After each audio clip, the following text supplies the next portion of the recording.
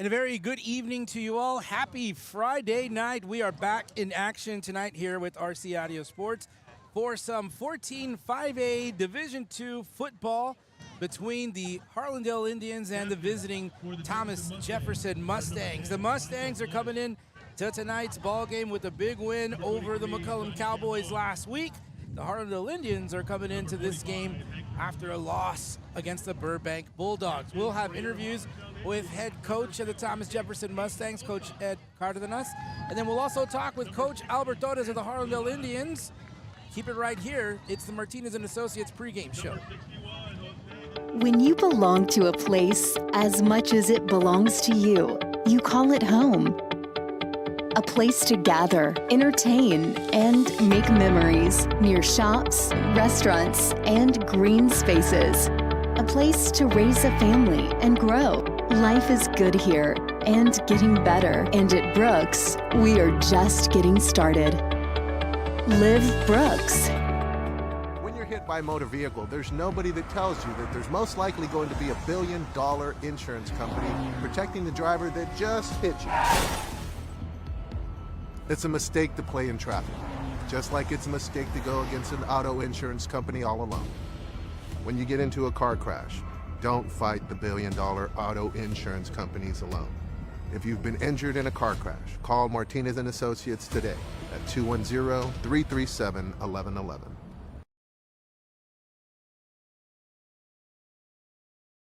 It started in 2019 with Texas Revolution Youth Football and Cheer. It was inspired by my sister, my late sister, Patricia Galaxy Mora. She had passed away. Before she had passed away, we had conversations about starting my own organization. Right now, our actual motivation is to get these kids to the next level as far as getting ready for middle school and high school football. Our plan for Texas Revolution is not only teaching them the fundamentals of football and cheer, but it's also teaching them how to be great young men and women, providing for the city south side and also raising them right. No pass, no play. Being here and being very respectful to their coaches, to their moms, their dads, their guardians. And that's what we strive for, is to raising the next generation of athletes, but also great men and women too as well. Look us up on Facebook too as well for any questions or any concerns that you may have as well. And we welcome you back to Harlandale Memorial Stadium, where we are in our pregame show. Haley Wilson to my right, Coach Robert Villafranca to my left, Isabella Tellez, and Isaiah Castro, the RC Audio Sports crew tonight to cover this game with this 14 5A matchup Division II between the Thomas Jefferson Mustangs and the Harlandale Indians. The Indians coming into this ballgame, as we mentioned in our opening, they are coming off a loss to the Burbank Bulldogs, and the Jefferson Mustangs kind of riding a high, Haley, as they defeated the McCollum Cowboys last week in a ground matchup that featured 3 running backs and their quarterback, Amonte Carter. They put on a really good show last week over at Alamo Stadium. Yeah, we talked about it all game, but they played extremely consistent, extremely clean football, relatively very clean. They didn't have any penalties, I don't think, till the fourth quarter. Ran the ball very well, did all the little things right. We saw Carter lead the team with just short little handoffs. He ran the ball a lot himself, so we would expect to see a lot of that same stuff tonight here as Jefferson looks to steal a homecoming and homecoming win away from these Harlandale Indians. Yeah, the Jefferson Mustangs 2-5 in district here this season, so they're building something over at Thomas Jefferson, and it would be a great win for them tonight to spoil a homecoming for the Harlandale Indians, as you mentioned. Also tonight, Haley, Military Appreciation Night here at Memorial Stadium, honoring the Harlandale community with recognizing the veterans from this area. So we appreciate them for their service as well. So we've got a great matchup for you this evening. And the weather is very nice. We're definitely in the elements. And we can now see some progress happening across the way here. We will look in a little while. You'll be able to take a shot at the press box. So all season long, any games that we've had here at Harlandale Memorial Stadium, we've been in the crowd, and tonight a little bit more in the crowd without a little covering because of the wind, I think. But it is a nice, cool, breezy evening. It's going to be a night of great, cool, crisp October football. So we're going to take a break. When we come back, we will be joined with Coach Cardenas of the Thomas Jefferson Mustangs. Keep it right here. The On-Par Golf Academy at Mission Del Lago was designed and developed to offer not only the highest quality golf instruction in San Antonio, but so much more. With its experienced staff and its TrackMan indoor and outdoor training facility, On-Par Golf has the capability to meet all your golf improvement needs. From its junior golf programming to its entertainment and hosting services, OPG has got you covered. So if you're ready to take your golf game to the next level, come see us at On-Par Golf.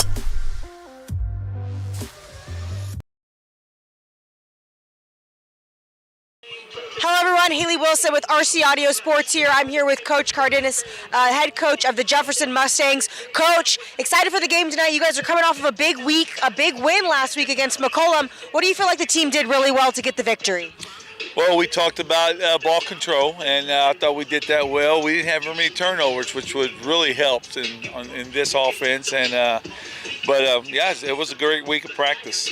Awesome. And so we saw you guys run the ball a lot and run the ball very well. Are you planning to bring that kind of same strategy into the game tonight? Yes, that's a week by week. That's our game. I mean, we have to run the ball, and that's what we do, and that's what we preach to our kids. And yeah, that's our game plan: is hold on to the ball and no turnovers, and also not give up big plays. Yep, absolutely. We were talking about it a little bit, shivering like a tiny bit. It's windy, sun's starting to set. Do you ever start to think about how the elements maybe might start to play a role into the game, or? Yeah, we talked about that today, right before we got on the bus. And not so much the cool weather, but the wind. We knew the winds may be a factor, and how what do we need to do? Take the wind, not take the wind, but we're definitely going to take the ball and try to have ball control. I love it. And then last question for you here, Harlandale coming off the loss from last week, but they've done a pretty good job in district so far. What's the game plan and approach to get the victory tonight? Yeah, Albert does a really good job with his Harlandale Indians, and I know they always have a fight, so we're going to have to keep them from making big plays. They're going to have to earn their way to the end zone, and we're going to have to control the ball. There you go. You have Haley Wilson here with Coach Cardenas of the Jefferson Mustangs for our RC Audio Sports pregame show. We'll be right back. Finding the right home is hard. Now finding the right realtor, that's the easy part. Vanessa G. Medina with Proper Realty will work hard to help you find the right home for you and your family. Contact Vanessa today and let Proper Realty help you find your dream home. And we welcome you back to Harlandale Memorial Stadium. We had a little conversation with Coach Cardenas of the Jefferson Mustangs, talking about last week's win over the Cowboys and tonight's matchup against the Indians. And Haley, you look at the Harlandale Indians, and they're getting ready to come out here in just a moment from their tunnel. But the Harlandale Indians surprised last week, come out with a loss, but the Burbank Bulldogs really gave them all they had, and they just could not come out on top. But again, this is a big game for the Harlandale Indians. Yeah, this is two games left in district play. Going to cap it off with the Frontier Bowl next week. But definitely a win you want to lock in tonight. We had the chance to talk with Coach Torres before the game, and he said this is not a team we are planning on taking lightly. Record really doesn't indicate much here. We know this is a very scrappy team, so I would expect to see Harlandale come out just as fired up as they were last week, ready to avenge that loss against the Bulldogs. Well, we are just moments away from kickoff. We're going to take one more break. When we come back, we will talk to Coach Albert Torres of the Harlandale Indians. We'll be back in just a moment.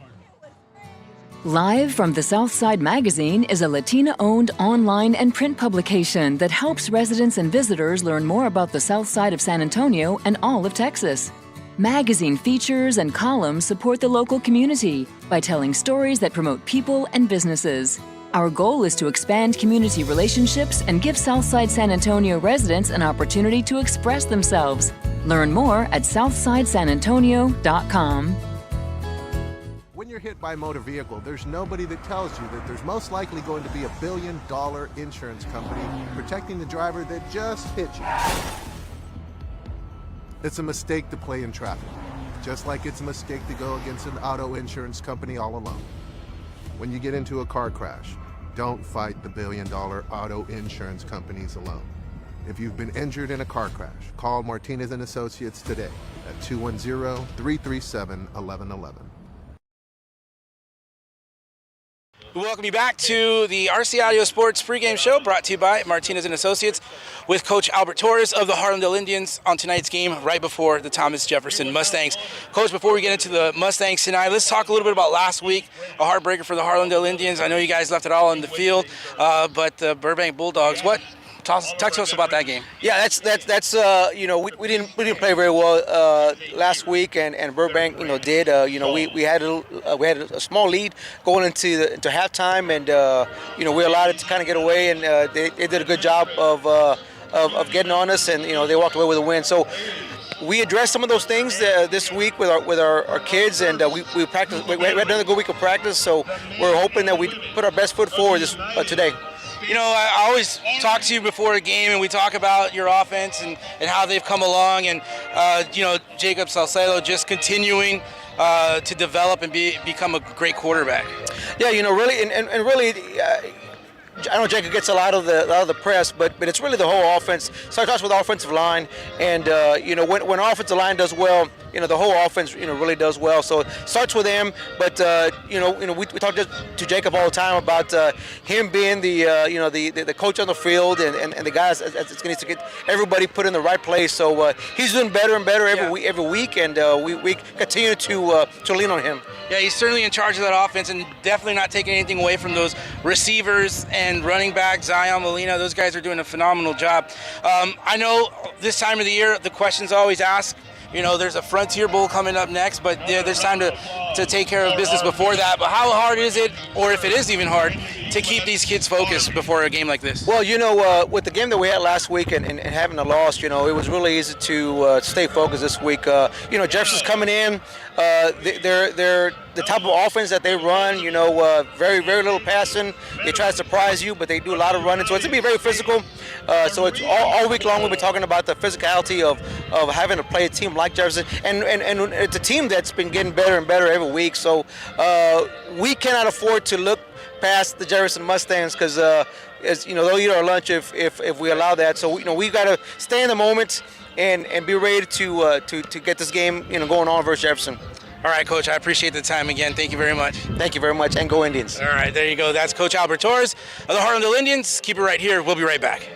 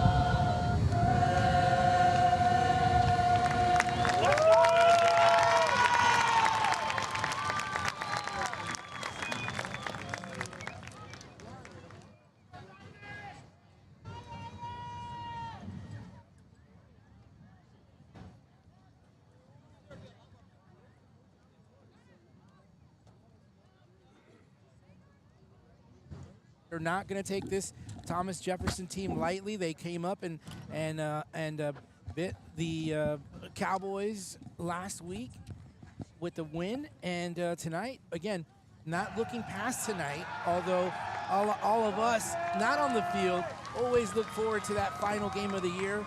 That is the Frontier Bowl. But tonight, the Indians, a task at hand. It is the Jefferson Mustangs over here. Two very historic schools coming together here for a matchup tonight, and what a night again it is, with a nice cool breeze. Yeah, it's a very beautiful night tonight. We have lots of Halloween costumes. We have our military appreciation night. We have a lot going on. We're about to get kicked off here. Harlandale did win the coin toss at the beginning of the game. They elected to receive. So we're going to see the Harlandale Indian offense starting. You should see that Indian offense popping up on your screen here for the starters for the Indians. Bobby, you brought up how historic these two schools are, and I just wanted to bring up an anecdote. These are a couple of the oldest high schools in San Antonio. Some Harlandale alumni tell me the Jefferson Mustangs just owned this series for decades. The first time that Harlandale beat Jefferson in a football game, the next school day, was an all-day pep rally. So a lot of history indeed. Yeah, these two teams, as you saw the starting lineup for the Indians as they will get ready to receive the football. And we are getting ready for kickoff. But yeah, these two teams, great impact on our city, these two schools. All right, we are off and ready to go. The Indians will start inside their 10, come straight up, and here we go. Palomino across the 45. What a run back, and we've seen that quite a few times for the Indians as they've set up their offense in good field position. Let's get that defense on the screen there for the Thomas Jefferson Mustangs.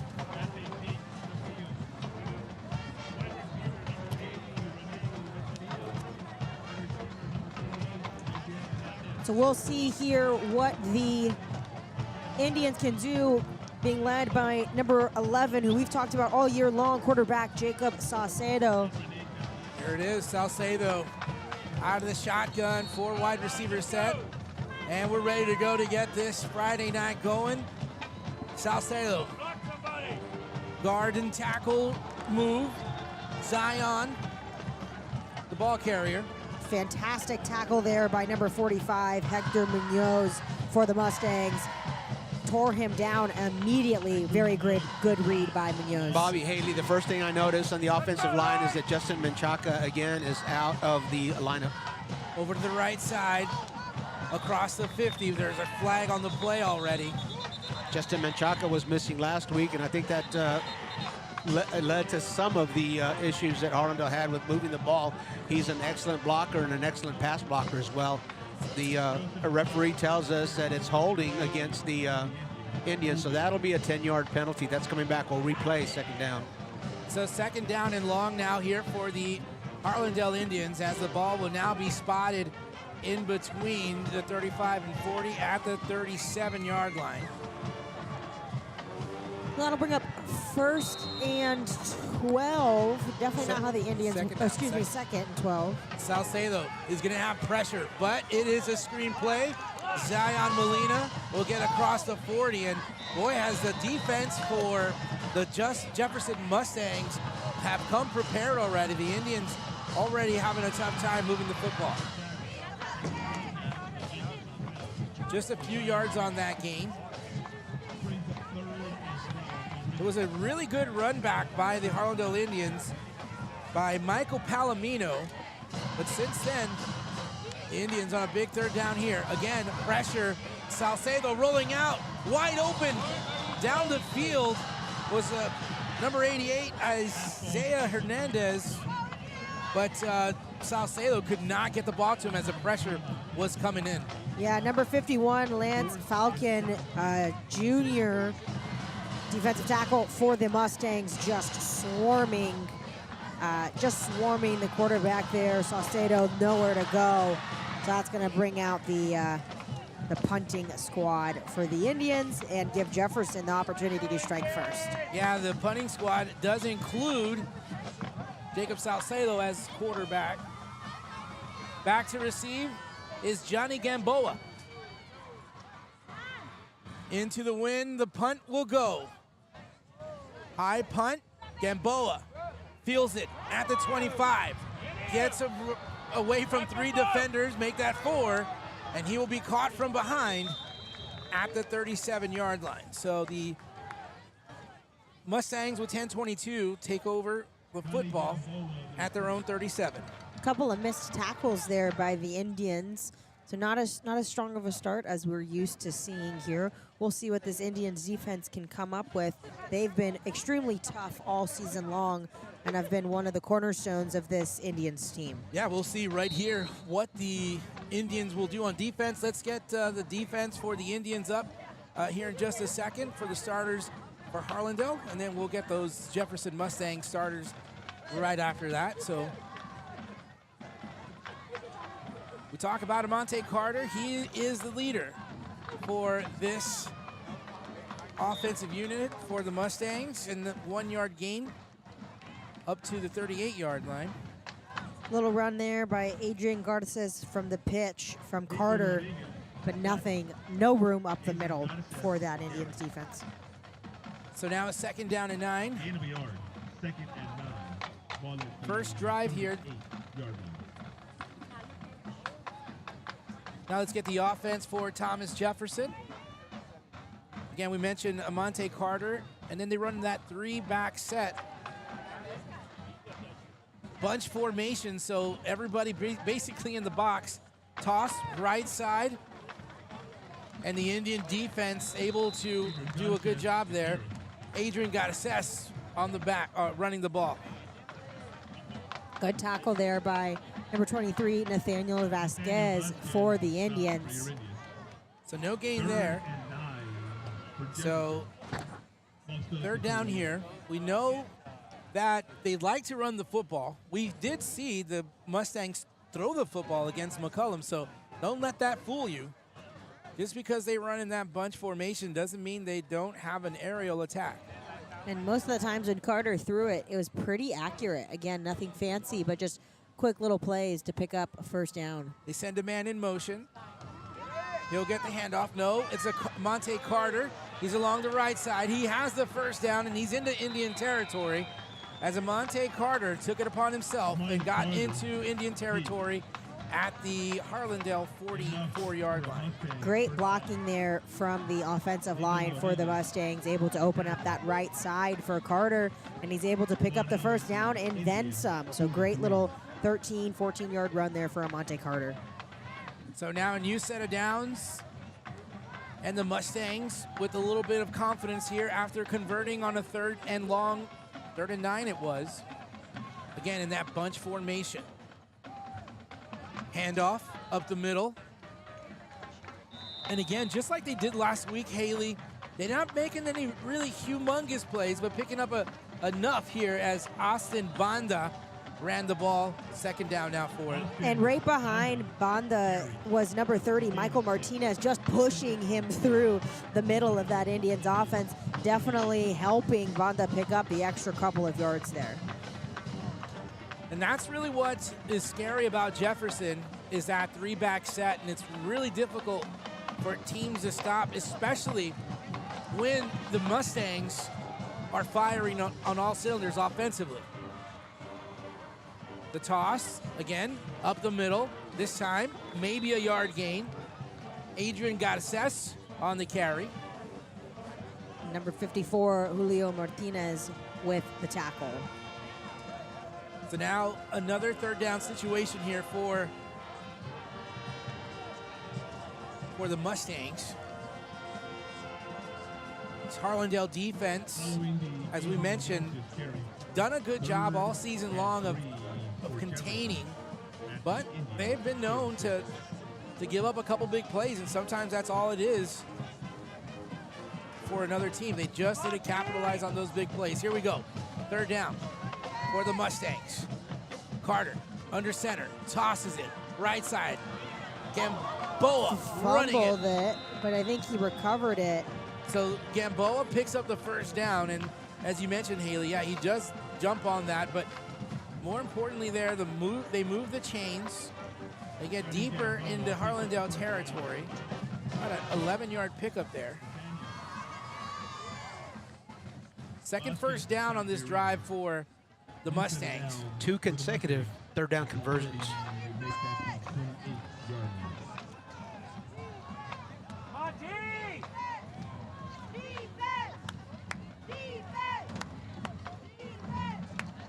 This time Carter is out of the shotgun.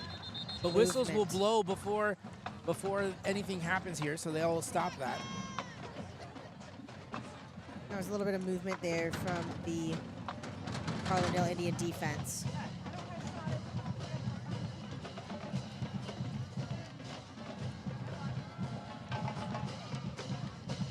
So we're looking here to see what that call is going to be.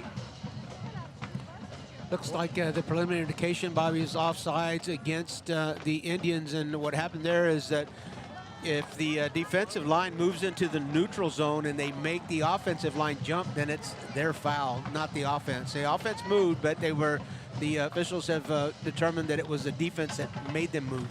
Defense can move around all they want, but they jump into that neutral zone, make the offense move, penalties on them. Second penalty of the evening. Both of them on the Indians. More movement again, and this time the Indians usually are the ones that are doing the very same thing when they're on offense. But another gift here for the Mustangs. No question on that one at all, Bobby, as Jaden Castaneda moved across, and he made contact with the Jefferson Mustangs left guard's helmet. And again, making contact when you come across, that'll blow the whistles and play is dead. 2 consecutive 5-yard penalties. No work on the Mustangs' behalf there, and they move the chains. Carter under center with 3 backs. From the right side hash, they toss it to Gamboa. Gamboa gets met right after he crossed the line of scrimmage, and the Indians make a stop. Great tackle there by the Indians. I'm trying to get y'all a number there. That was number 46, Matthew Garza, a sophomore on this Indians team. Second down now for the Indians as the Thomas Jefferson Mustangs still looking like they did last week against the Cowboys. From the right side hash, they send one receiver out to the far left side or our near side. Monte Carter tosses to Gamboa. Gamboa fights it across the middle, crosses the 10, gets down to the 9-yard line. Another big pickup there for the Mustangs. Move the chains once again. A nice little spin move there. Able to juke out Jackson Garza, get a couple of extra yards there on that run. And this Mustangs offense, again, like you had said, Bobby, they are just clicking. It looks like it's just an extension of the game that we saw them playing last week. You know, we talked about this in the pregame show. We know that they're going to run the football. Not a heavy passing team, and I don't think they've passed so far yet. Nope. Carter rolls to his right side. He's going to keep it himself, but the left side of the defense, make sure he pays for making that decision.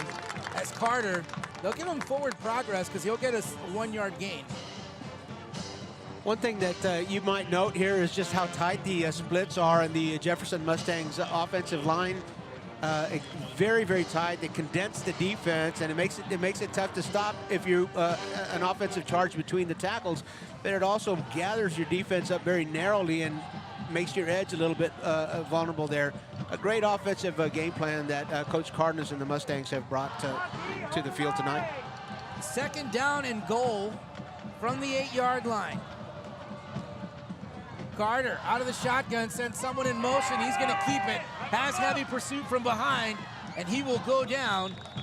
No gain on that play. Great pursuit from the backside from the defense. Yeah, great pursuit there from Robert Acuna, number 33. 2 plays in a row. Acuna's been all over this Jefferson offense. He's definitely bringing it for the Indians. 1-yard pickup on that play. Another third down here. Already 3 first downs for the Mustangs on this drive. They have converted on 2 third downs already. The last first down they had was on a 2nd down.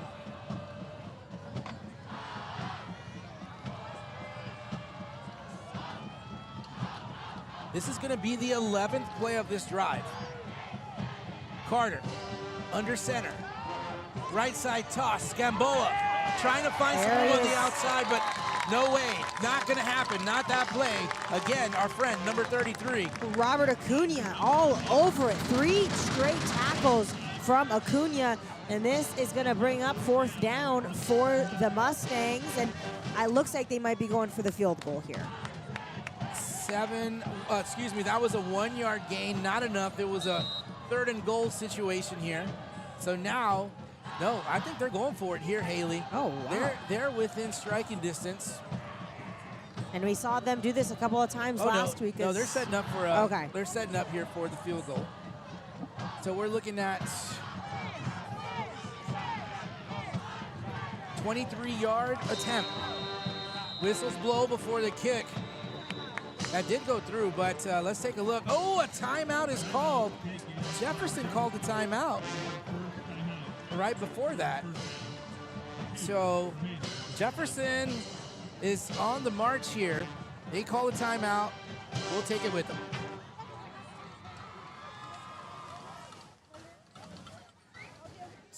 Brought to you by High School Martinez Sports and on the Associates. RC Audio Sports YouTube. Life has prepared me for this. The reason I'm a trial attorney is because I truly believe that's what I was meant to do. We do what we do because we've been given the God-given ability to do it. We have the ability to stand in front of a jury and help people out. I have my reasons, upbringing, things that have happened in life, things that have either turned you into a fighter or make you hate unjust causes. Those are the reasons that I am a trial attorney.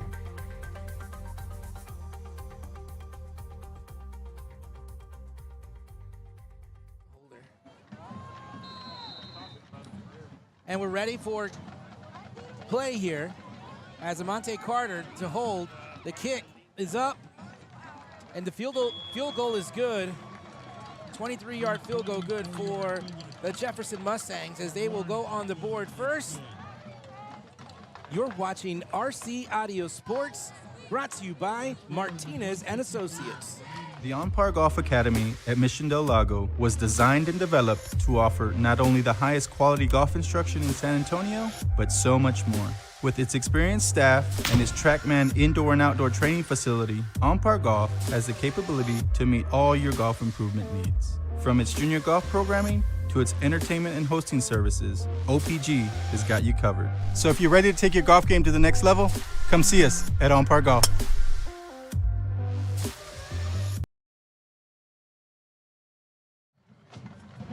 Well, it was a 12-play drive, Haley, that resulted in a 23-yard field goal by Warren Falcon, and the Jefferson Mustangs have the early lead 3-0. Yeah, just a lot of time eaten off the clock there by the Mustangs. We saw them with lots of consistent runs, multiple 3rd down conversions, which was pretty impressive, and we'll see them now with the short kick to the Indians. Trying to catch the Indians off guard there, but the Indians were there to field the kickoff return, and the Indians will, as a result, have good field position to start.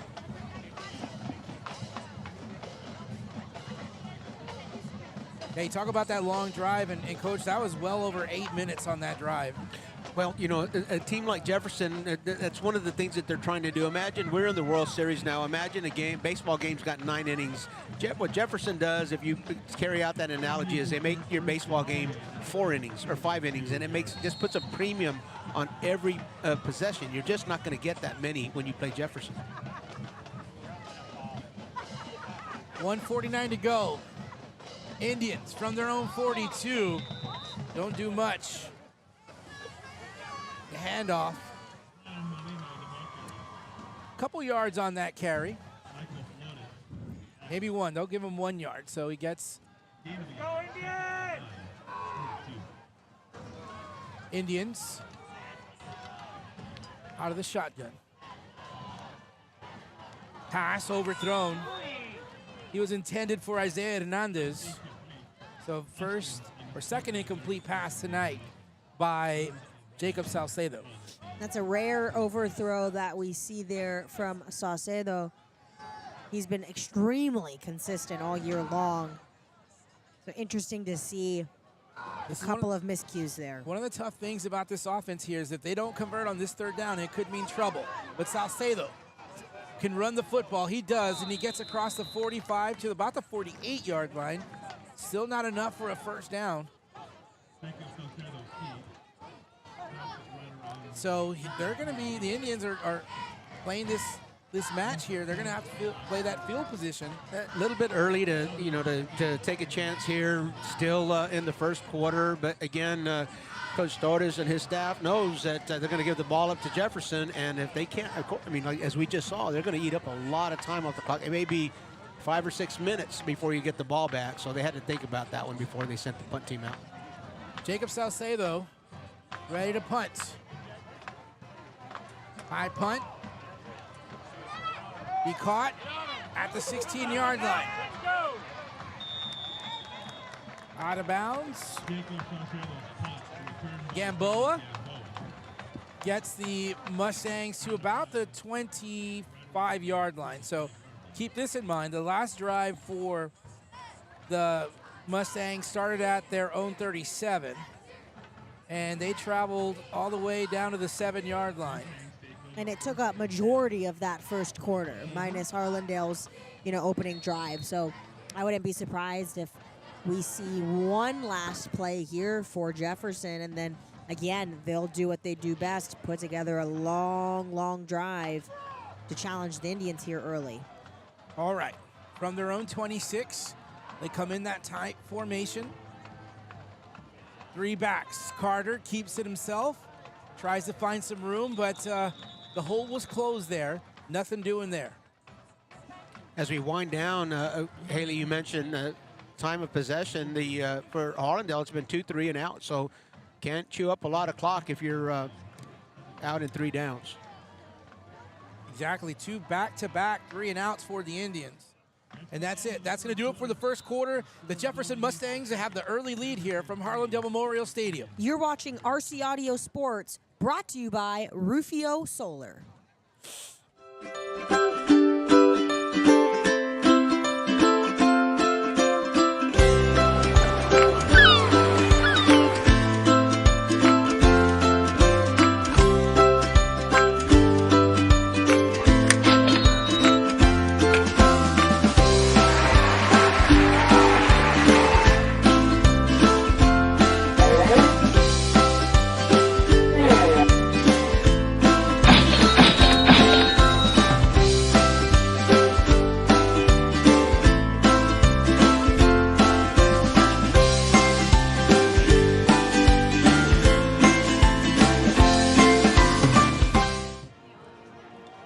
Back to action here. The Harlandale Indians trailing the Thomas Jefferson Mustangs 3-0. The Mustangs did get the ball right back here after a quick 3 and out by the Indians offense. Mustangs were able to run one play. Oh, they picked up a yard. Maybe half a yard. 1 yard. They picked up a yard. I'm going with 3/4. 3/4 of a yard. Okay. Mustangs go left side, up the middle, up to the 28-yard line, so a couple of yards on that one. Good pickup there for Garces. He was a big part of this Jefferson Mustang offense and win last week, but haven't seen too much from him yet tonight. It's been mainly Carter and a little bit of Gamboa as well. So now, again, this is one of the things that Coach Cardenas talked about when we talked to him before the game. He talked about these drives, winding down that clock, keeping Harlandale off the field.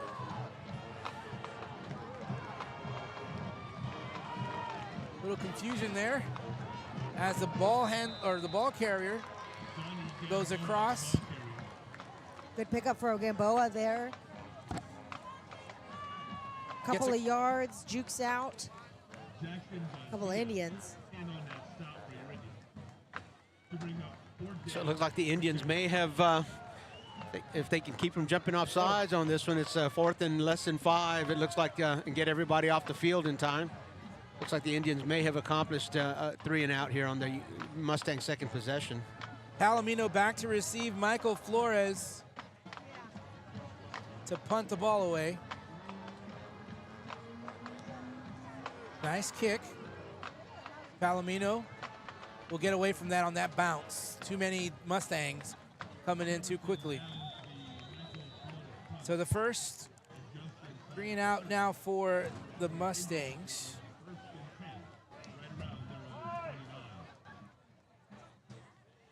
Nice punt for Jefferson as the Indians will take possession inside the 30-yard line. Palomino looked like he was thinking about picking that up, but it started skipping around a little bit for him and decided he'd step back on that and safely get the ball back in the offense's hands. And Jacob Saucedo, let's see what they can do with this.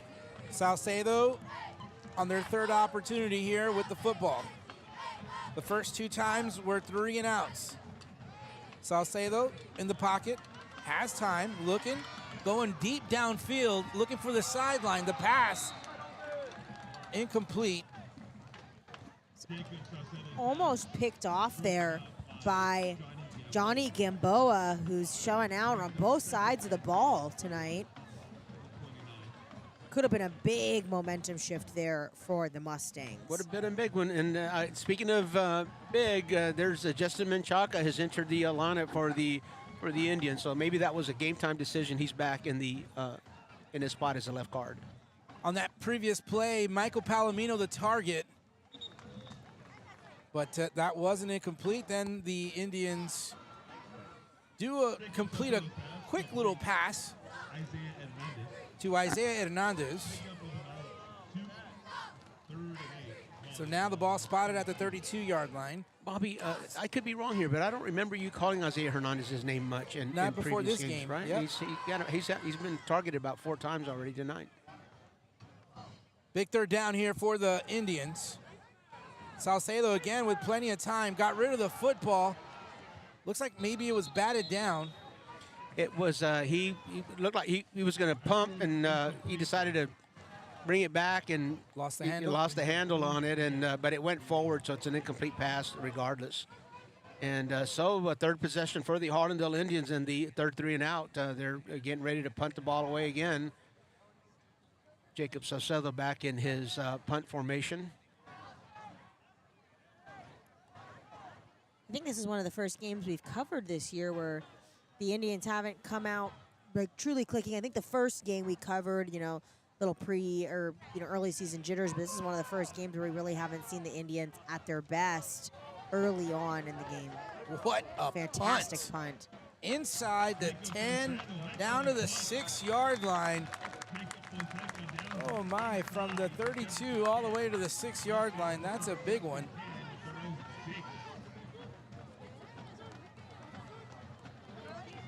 $9:13 to go in this second quarter.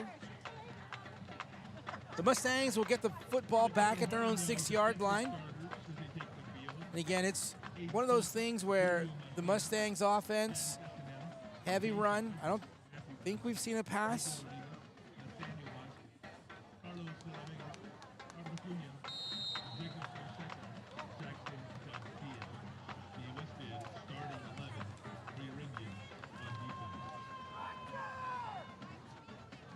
Gamboa in the backfield.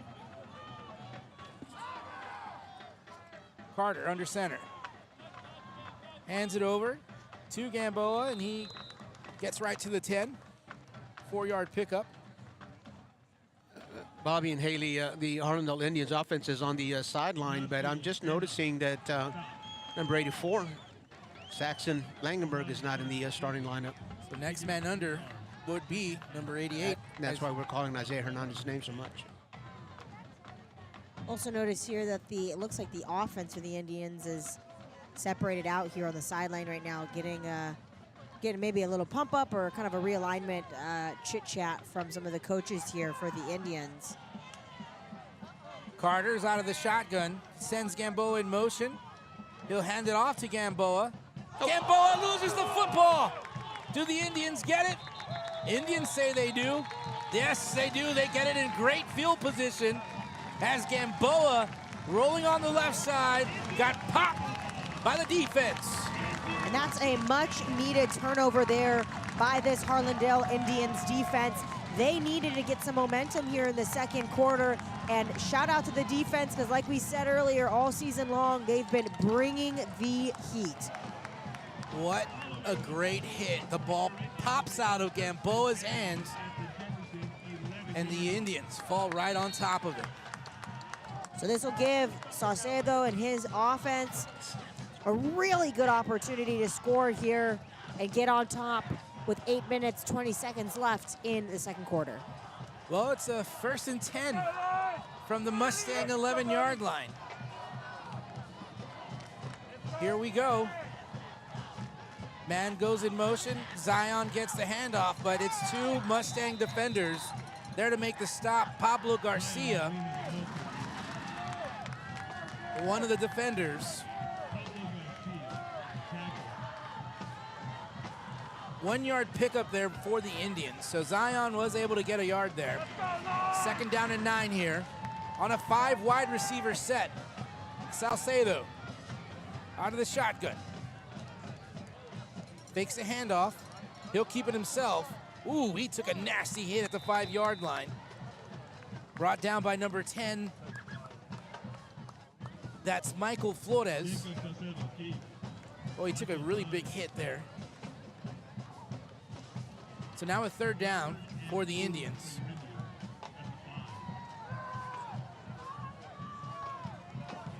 Five wide receiver set. Jacob checking both sides. Moves the man in motion. He'll keep it himself. But boy, oh boy, that defense for the Mustangs. Hector Munoz, number 45.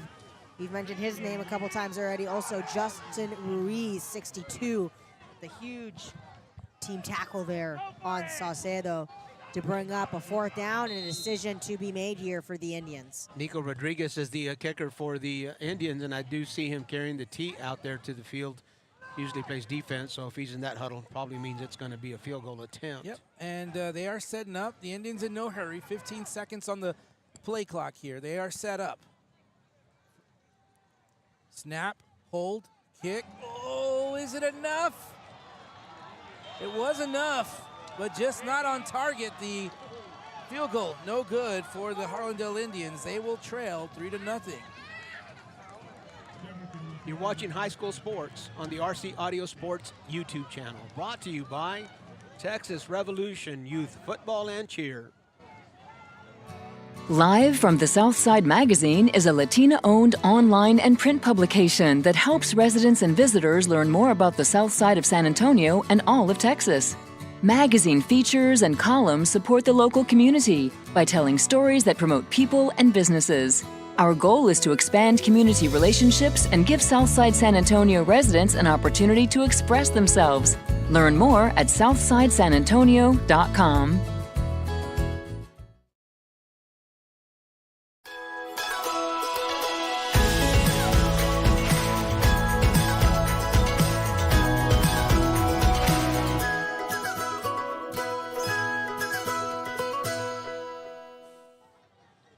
And we welcome you back here. The Mustangs get the ball back after the Indians fail to hit the field goal.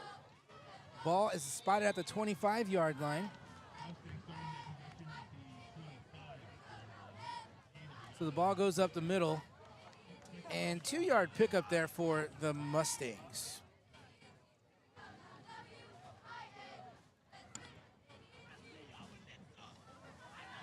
You know, the Indians' offensive struggles continue here. They had a great gift by the defense, putting them in great field position on that fumble recovered by the Indians. They got the ball there at their own 6-yard line. They ran a couple plays.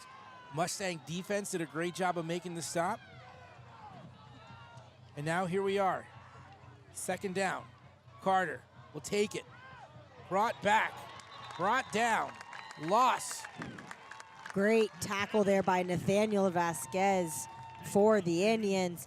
He's come up a couple of times for the team tonight, and so far, most of the firepower in this game, as I've seen Bobby and Coach, has been from this Indians defense. 5 substitutions for the Mustangs on this third down, so that's an indication that they're moving a little bit out of that power scheme and much more likely to throw a pass with the speedsters that came in and subbed.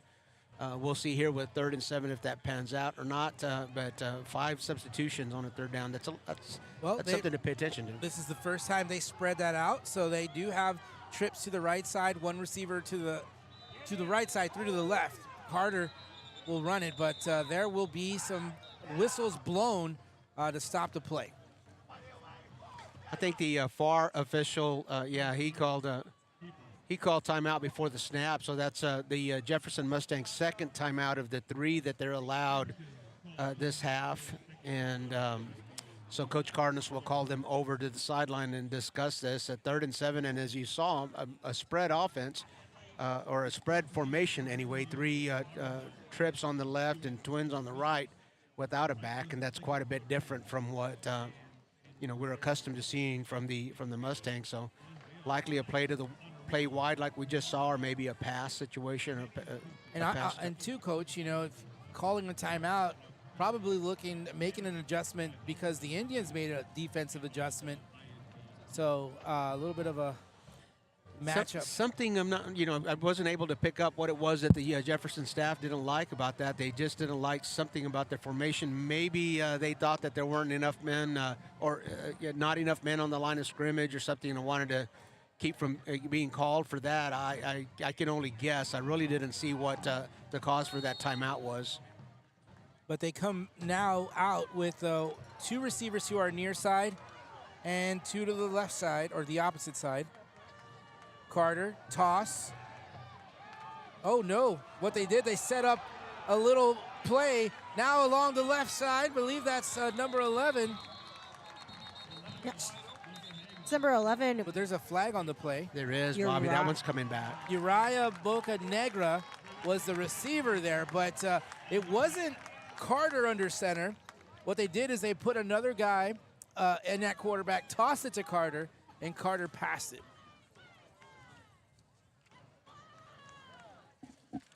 But that is coming back, and that's why they called that timeout. They wanted to make sure they set this play up. But it was Amante Carter not under center. He was lined up as a back. Out of the timeout, they came out in a shotgun formation, and it looked like Amante was going to try to run something off the edge. And after the timeout, they came out of the shotgun, went under center, and then a little play from the razzle-dazzle chapter of the offensive playbook. And but that didn't work. It worked well, but there was a holding on the call, so that comes back 10 yards from the line of scrimmage. First penalty of the night for the Mustangs. 2nd down and 17. 5 wide receivers set for Monte Carter. Out of the shotgun. Indians bringing pressure. Carter's going to roll out of the pocket. Find some room on the sideline. And he'll get hit right as he crossed the 30-yard line, so they'll get him down at the 29. Good run there by Amante. Didn't pick up the first down, but it is gonna bring out the punting squad for the Mustangs and should give the Indians the chance to score here and get pretty decent field position for the last couple minutes of this quarter. So the punting unit out on the field. Back to receive for the Indians. Number 81, Michael Palomino. Indians getting close. Palomino takes a step away. All the Indians backing away from that one. And as it was rolling towards the Harlandale side, the Mustangs down it, and the Indians have another opportunity here. They've got 3 minutes and 50 seconds to figure something out to get some points on the board.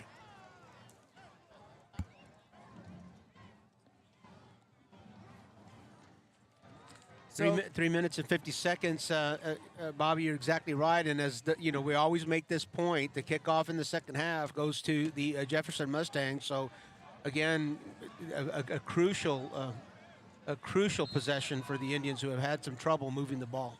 think all of their plays have been 3 and outs every time they've come out. Looking, Salcedo gets rid of the football, lobs it. What a catch! 30-yard line. Pedro Valenzuela, that was, Bobby. Pedro Valenzuela with a great catch up in the air. But there is a flag. Oh, my goodness. You know, you look at that play, and you see Jacob very nicely just lobbed it over, and great concentration there by Pedro Valenzuela. Let's see what this call is. The offense still moving up the field, so it looks like the play will stand. We did not get an indication. The flag is still on the field back there. Here, we might get an indication here. The referee's going to tell us.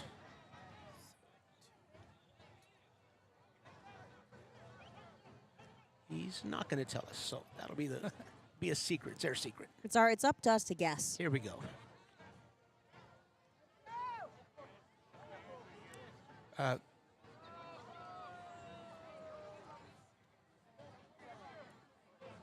26-yard play. They're going to add to that. Oh. Oh, another penalty. Roughing the passer. I'm going to guess that was, although the signal looked like it was intentional grounding, but I'm going to guess some kind of a personal foul. Could have been an intentional grounding because their catch was made, so right. They just probably made a wrong signal. 13, ball is spotted now at the 13. Big pickup. We can say this with confidence. Biggest play of the night for the Indians so far. 5 wide receivers set. Pressure comes. Again, he was looking for his receiver Pedro Valenzuela, but the pass incomplete. A little high there. I don't know if that had anything to do with that pressure that was coming very fast from the outside. No, I think missed thrown ball by Saucedo. It's tough to overthrow Pedro Valenzuela. Yeah. He's got a leap. Again, here come the Indians, and here comes the pressure once again. Picked up this time. Now Salcedo scrambling, fires, pass, caught. Yep. Pedro Valenzuela at the 2-yard line. Big catch there. And big throw by Saucedo, rolling out of the pocket, finding Valenzuela. Valenzuela getting under the ball just so he's able to catch it. And this is going to bring up, not to top you, Bobby, but probably the biggest play of the game for the Indians. Oh, yes. And, well, that is the first down for the Indians. Oh, second first down. The first one came on this drive, but whistles will blow.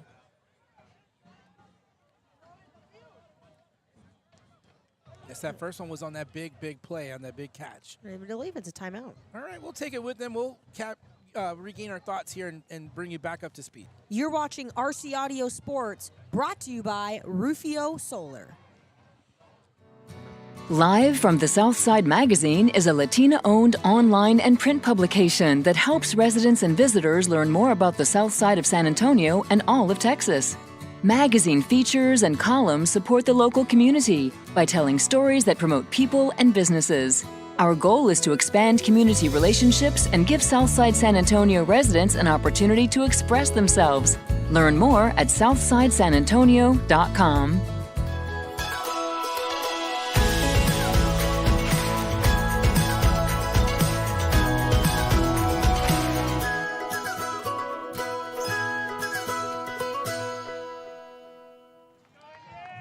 Indians at the 2-yard line.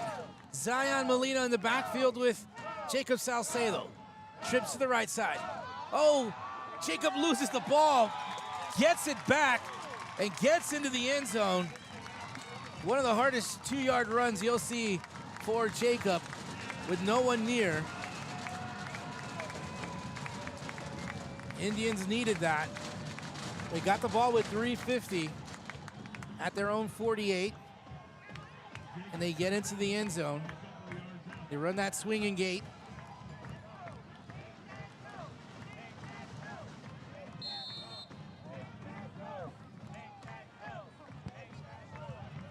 And they are going to go for, they're going to go for the field goal. The extra point. Nico Rodriguez sets up.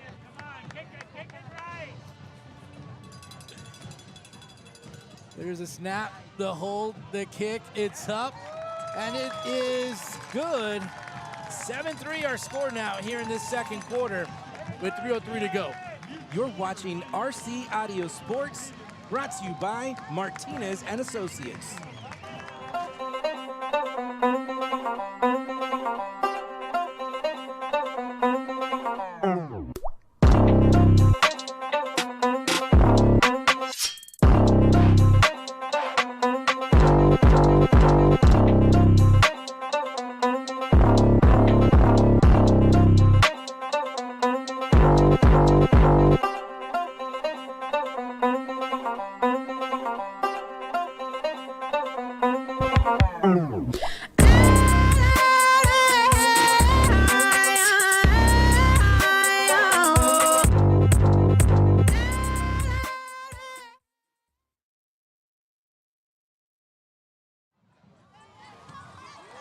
And we welcome you back. The Indians go on a 5-play drive, 52 yards, take 49 seconds off the clock. Salcedo runs in on a 2-yard touchdown.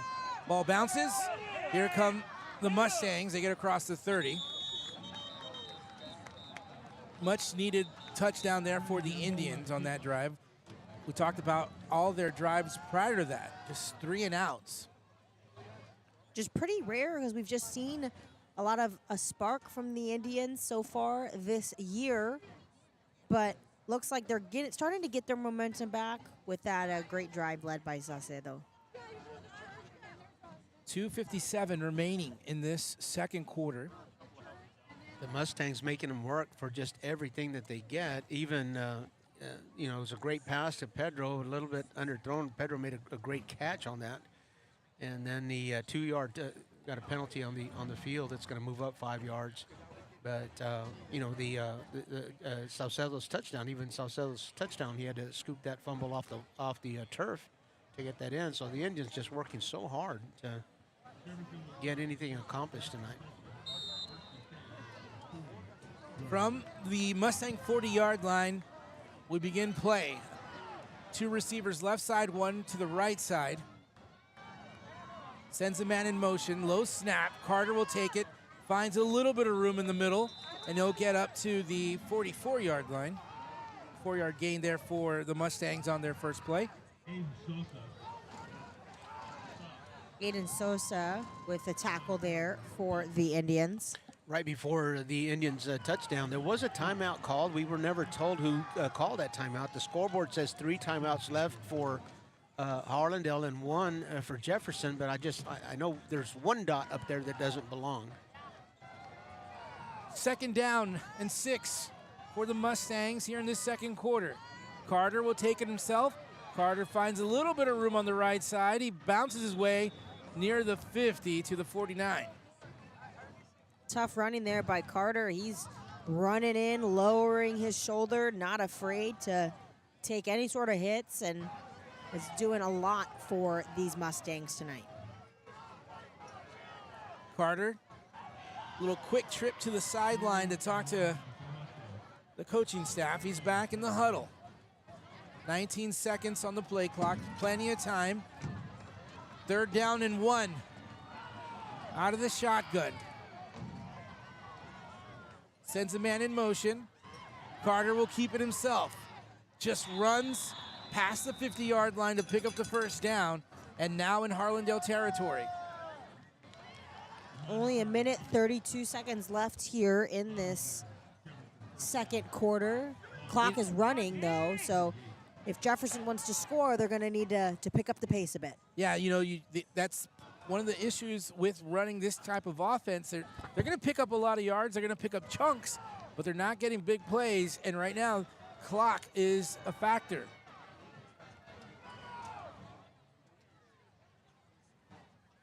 Garces in motion.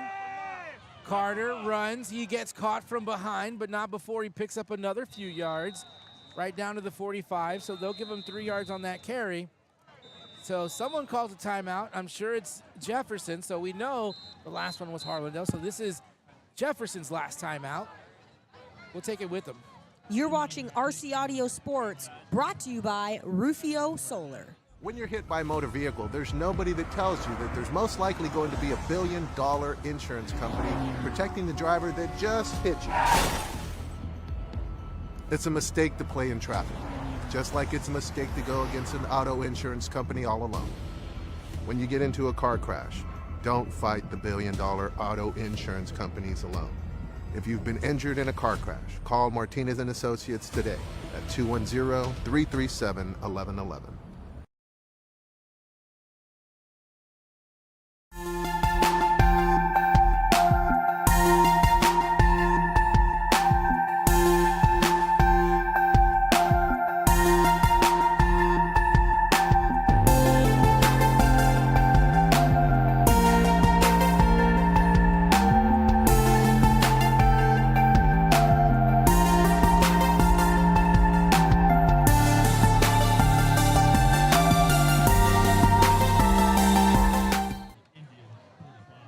Here we go. The Mustangs, with just under a minute to go, are trying to put some more points on the board.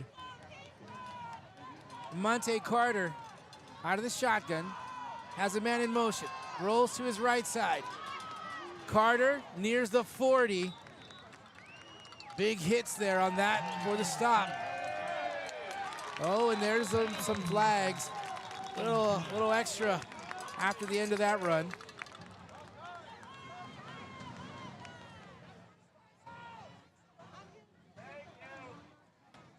So Carter, after picking up that first down just a moment ago, after the timeout, a big 8-yard gain here, but a flag at the end of it. I only see the Indians happy after that. Interacting a little bit. So the official's telling Coach that it's going to go against the Mustangs. So the Mustangs erasing that great play by Carter. A dead ball foul, the official tells us, personal foul. 15-yarder. Tough. 45 seconds left to go in the half without timeouts. That'll slow things down. Slow things down just a little bit. Haven't marked it off yet. Hold on here. Oh. Unsportsmanlike conduct also against the Mustangs. So I'm not sure if that was a revision or of a change of mind, or if we had two fouls on the play. I think what we have is a dead ball foul, unsportsmanlike conduct against the Mustangs, so that'll bring up a third down in about 17, 44 seconds and counting. No timeouts for the Mustangs. Got a timeout, officials timeout here. I think there's some explaining to do here. You know, Bobby, you said a little while ago that Monte Carter, you said a little while ago about this offense and how it kind of it comes in chunks and not really a big play offense, but Monte Carter he's a big play waiting to happen. You know, he's like a Brandon Garcia for the Eagles, or Naquantis Brooks, or every time he's the big Hernandez. play. Kevin Hernandez for the Bulldogs, exactly. So I know you've mentioned that in I don't know, it may have been in a game or maybe in a podcast, but this district just filled with good quarterbacks. All over. Conley McKenna. How about Conley McKenna? We talked about him a little bit in the newsletter. Conley has more touchdown passes this year than incompletions. Holy. Check your notes. Check my notes. Yep, that's right. That's amazing. You know, if he's open and available for fantasy football, There you go. He's got some pretty good numbers. I am looking for a quarterback. You've got right a space now. for it? I can make space for it. Well, that was Harlandale's run through this this evening. It said, of course, a little bit of dig at the opponent, always with the run through poster. It says, if you think you can beat us, now that's fantasy football. So there you go. So fantasy football. We'll see if that run through holds up or not. All right, here we go. Looks like they've. I think the play. I think that the play before came with an ejection, and that was part of the explanation. I think the Mustangs have lost a player here. Oh. Also, a clock situation is going on. 35 seconds, a 10-second runoff there on that penalty. So there you go. We thank you guys for watching from wherever you are. We appreciate you. I don't know if the Landa family is watching tonight, but they were watching the McCullum game last night from Oklahoma. Carter out of the shotgun. Rolls over to his left side. He's going to have some pressure. He's met up with the defender, but he's going to have to run away. Hurdles a defender. The whistles play dead, but good pursuit there on the backside by the defense for the Indians. Jason Fuentes. Looks like he made it back to the line of scrimmage, but he stepped out of bounds, and that's going to stop the clock. And got another timeout on the field here. He's bringing up a fourth down, so they're exchanging. Well, the timeout is running out of bounds. That's why the clock is stopped. And then here comes the punt team for the Mustangs.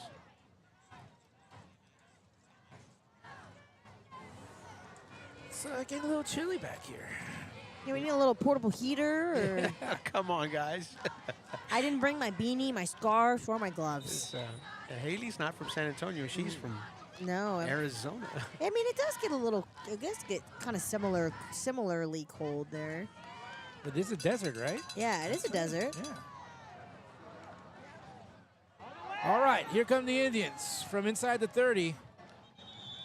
Palomino will be brought down. 14 seconds to go. Let's see what the Indians decide to do here if they want to take one shot. Scoreboard says that the Indians have all 3 of their timeouts, but with 14 seconds, maybe a couple of plays. They should have 2. They should have 2. But yeah, because there was one timeout. Right, that they didn't take Yeah. it. But I was just, the board says we think 2. But it's a moot point because I don't think they'll be able to call more than 1. Because in 14 seconds, I'm not going to run more than 2 plays. Jacob Salcedo brings his troop out to the field. High snap. Salcedo settles in the pocket, slings it down the field, looking for Esparza. He caught it. Esparza is going to make it into the end zone. What an amazing catch. What an amazing throw. What an amazing play. How did that happen? There is a flag on the field, but it's all the way down here, so I don't think it's going to matter. It was what after a throw. Right, it was after the score, probably celebration. I don't think that's gonna bring the play back. What a throw, what a catch from Salcedo to Esparza. Unbelievable to wind the clock down for the final play in the second quarter. Joseph Esparza, boy, he just had a step on his defender, and Jacob Salcedo just gently landing it in his hands. Unsportsmanlike conduct. It's a celebration penalty. That'll be assessed when we come back in the second half. The score will stand. And Coach, if it's a play like that, are you that upset? Yeah, I don't like those. Well, you calls. just. Are you? No, that's a question for Okay, a coach. good. Are you upset? I'll come back with you. I'll come back to you on that one. But they're not going to wait until the second half. They could have waited until the second half. They're going to go ahead and take the penalty here, which is I think that's a good decision on the Mustangs' point, because this might be out of range for Nico Rodriguez, the kicker. We'll see if he can do that. Bobby, honest answer, yes. Hold that celebration. I don't know now. Just can't have it. Just can't have it. That's the right answer. Good job. Hold that celebration. What a catch, they're gonna try the extra point from there. So now they're calling a timeout. Nico Rodriguez was lining up for that, Coach. Might be just out of his range. We'll see if they come back with the T or not. But again, let's talk about that catch. Joseph Esparza. Can we see it again? Well, Can we see it again? Let's watch it again.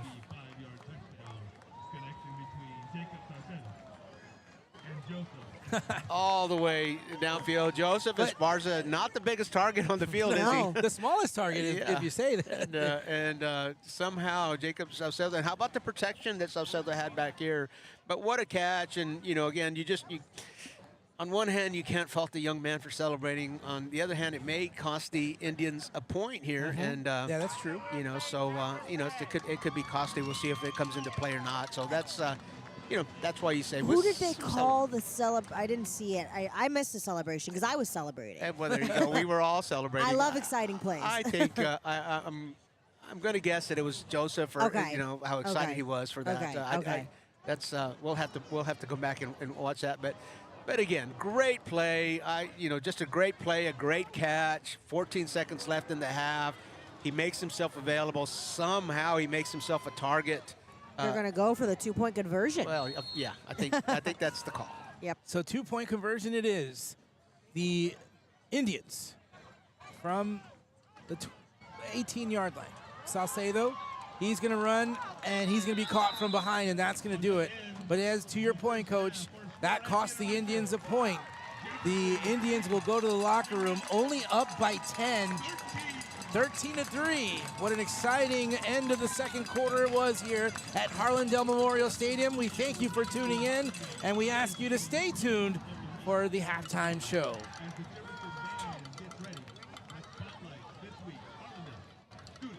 Of the week.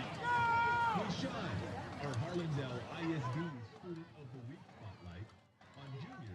It started in 2019 with Texas Revolution Youth Football and Cheer. It was inspired by my late sister, Patricia Galaxy Mora. She had passed away. Before she had passed away, we had conversations about starting my own organization.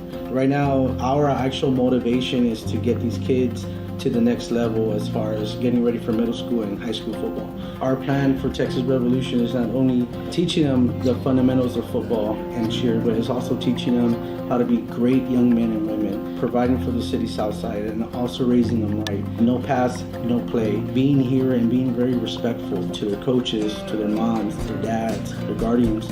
And that's what we strive for, is to raising the next generation of athletes, but also great men and women too as well. Look us up on Facebook too as well for any questions or any concerns that you may have as well.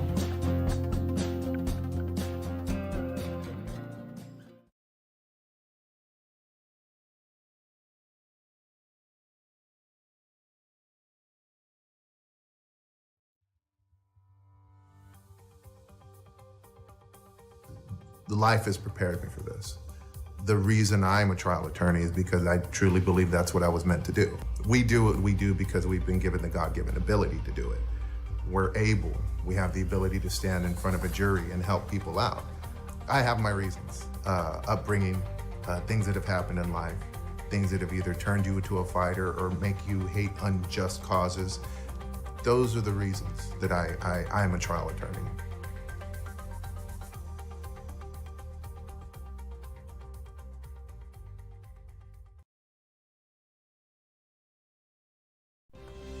Finding the right home is hard.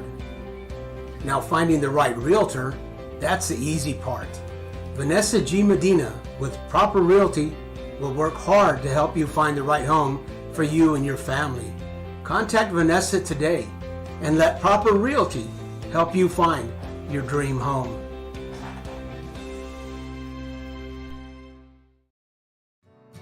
Live from the Southside Magazine is a Latina-owned online and print publication that helps residents and visitors learn more about the South Side of San Antonio and all of Texas. Magazine features and columns support the local community by telling stories that promote people and businesses. Our goal is to expand community relationships and give Southside San Antonio residents an opportunity to express themselves. Learn more at southsidesanantonio.com.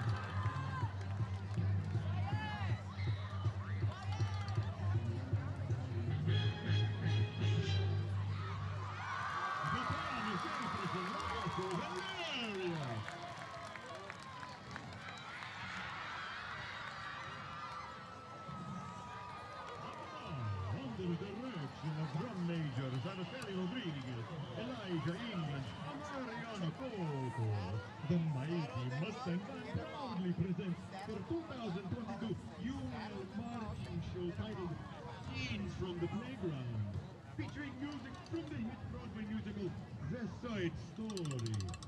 The frightful sections of the week are the drumline and the front ensemble. And now, ladies and gentlemen, it's showtime!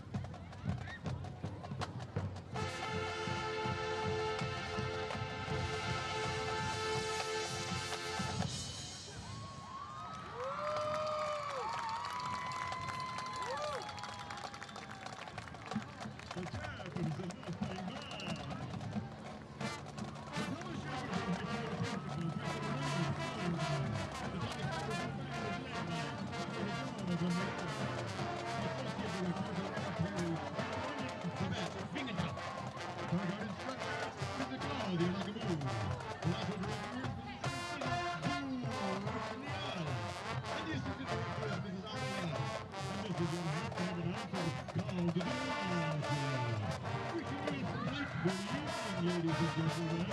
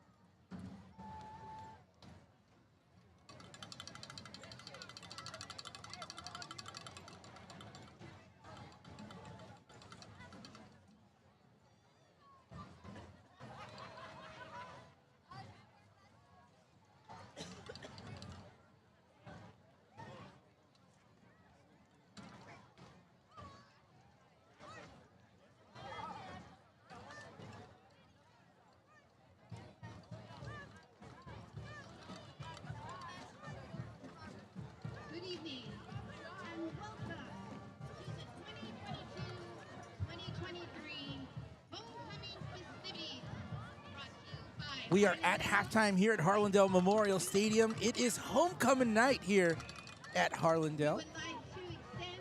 So these are the homecoming festivities that you are now watching out on the field.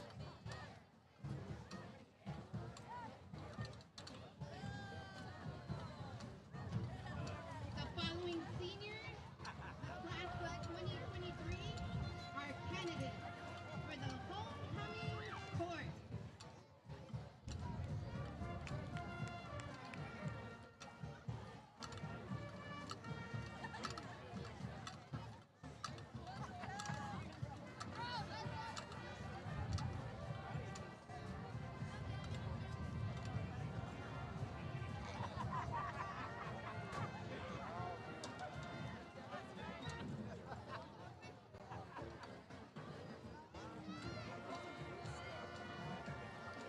Representing cosmetology, Selena Ramirez, and escorted by Frederick Camacho.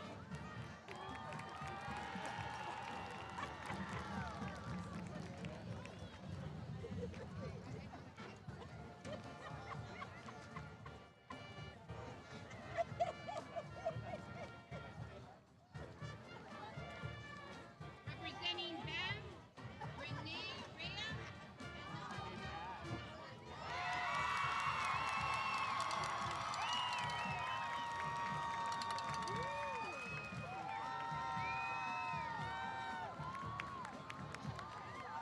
Representing them, Mariah Gonzalez and Yvonne Cortez.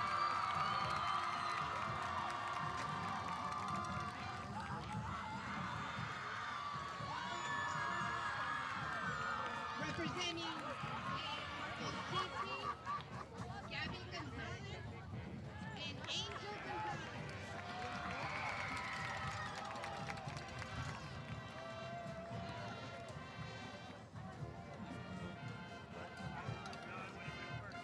Representing Clear, Jefferson, Triana, and Adrian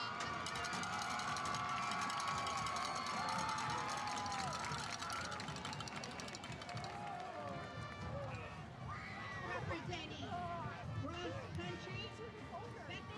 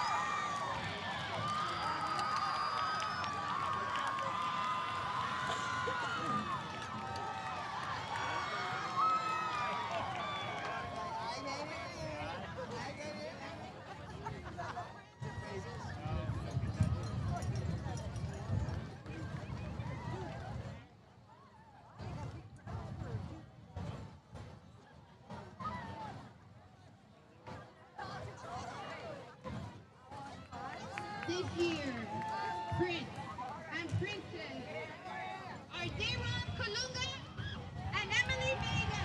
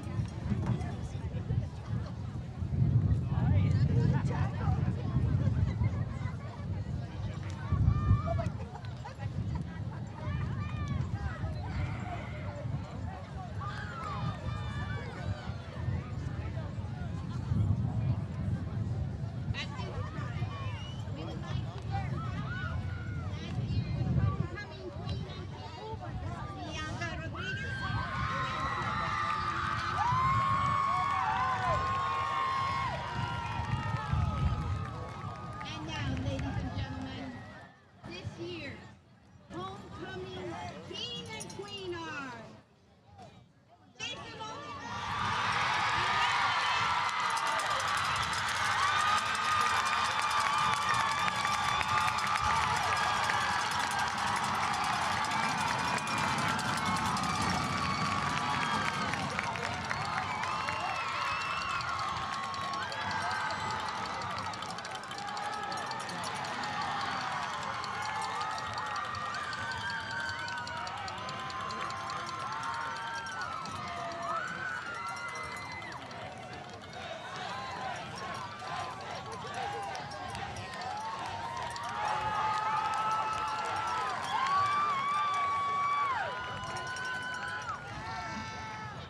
Ladies and gentlemen, I am proud to present to you this year's homecoming queen.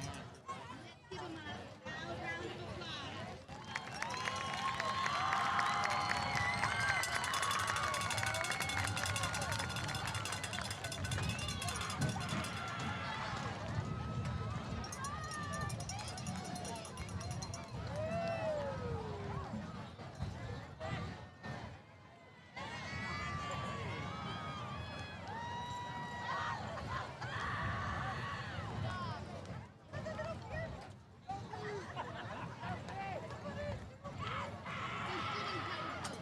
We'd like to thank all the administrators. Thank you, parents and guardians.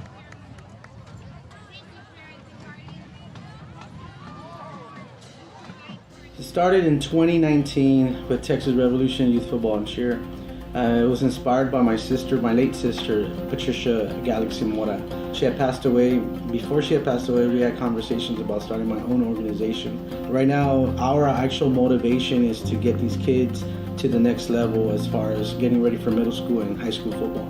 Our plan for Texas Revolution is not only teaching them the fundamentals of football and cheer, but it's also teaching them how to be great young men and women, providing for the city south side and also raising them right. No pass, no play. Being here and being very respectful to their coaches, to their moms, their dads, their guardians.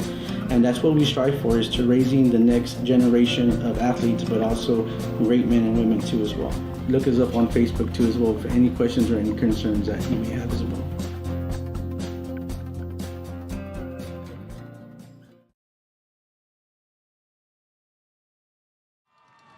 And we welcome you back. We're just wrapping up halftime. Homecoming here for the Harlandale Indians.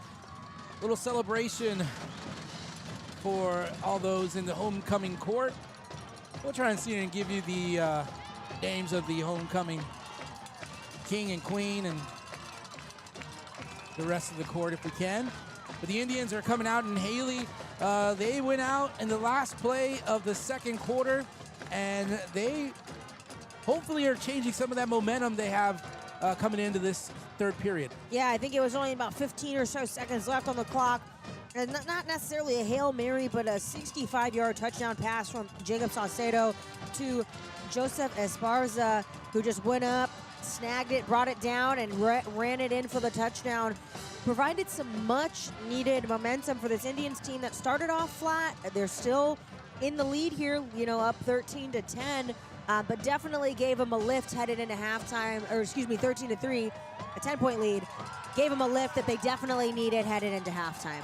Indeed. Now the Mustangs are back out on the field as well.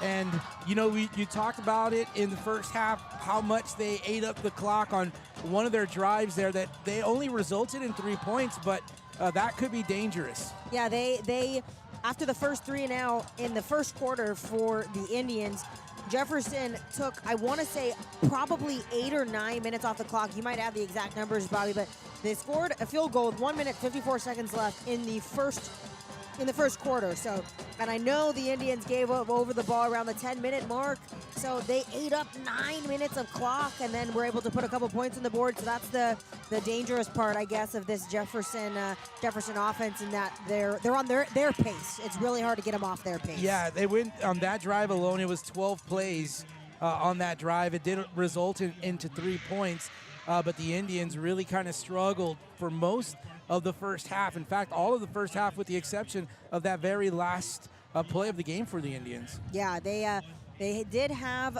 the touchdown run by Saucedo in the second quarter with about 3 or so minutes left. Saucedo actually fumbled the ball, picked it up, ran it in for the touchdown.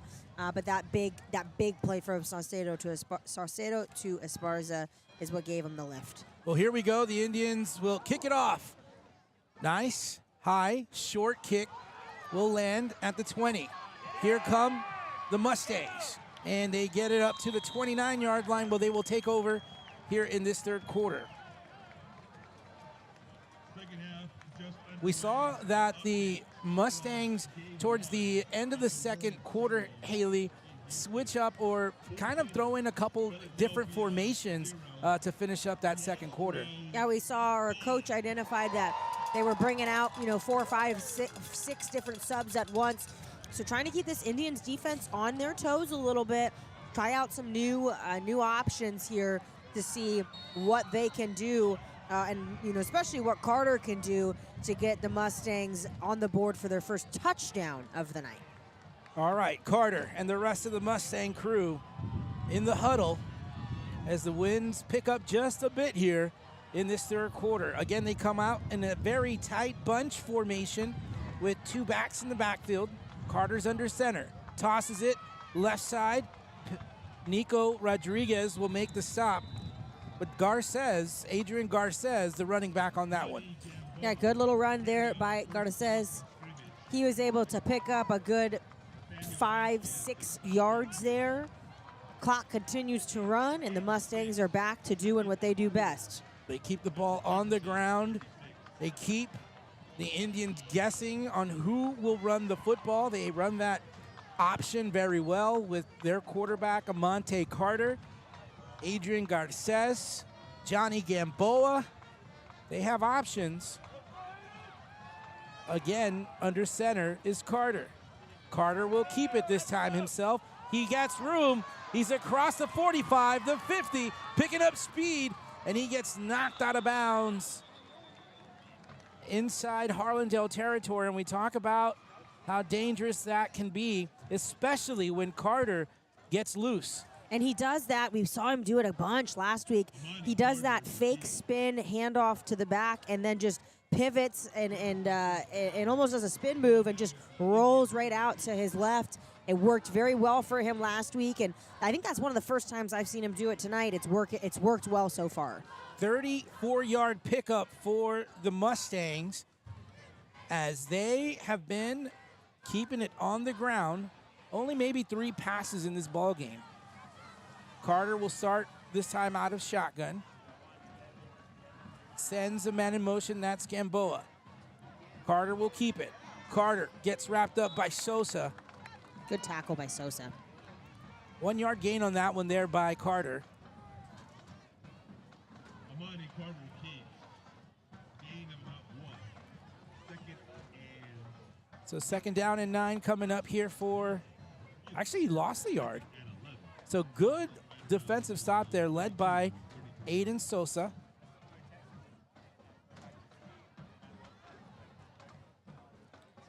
Sosa playing on the opposite side of that play. And another thing for these Mustangs, what makes them so dangerous is that Carter is such a threat on the ground. So not only does he have, the rest of his offense, he has his running backs. There he goes can again. do it just like that. Squeaks by the middle of the defense, and he's going to get into the end zone. And you talk about how dangerous Carter can be, and we just saw it.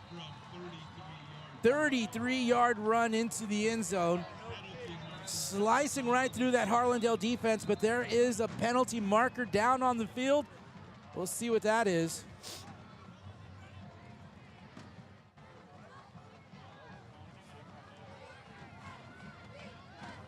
So the Mustangs lining up to try the extra point, indicating that that touchdown will stand. The officials have not pushed them back, but the officials are conferring here. That flag was in the end zone, so if anything. Oh, so it's a personal foul against the Mustangs. So it was after the touchdown, so they're probably going to assess the penalty here on this extra point.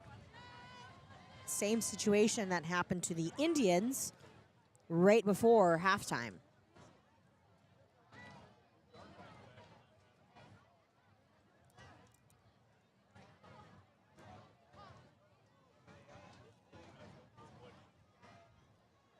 The officials talking to Coach Torres with an explanation here.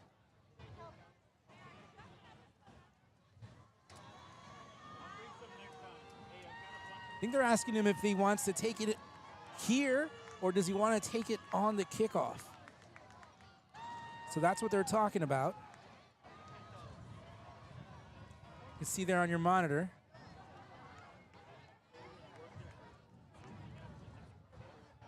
All right.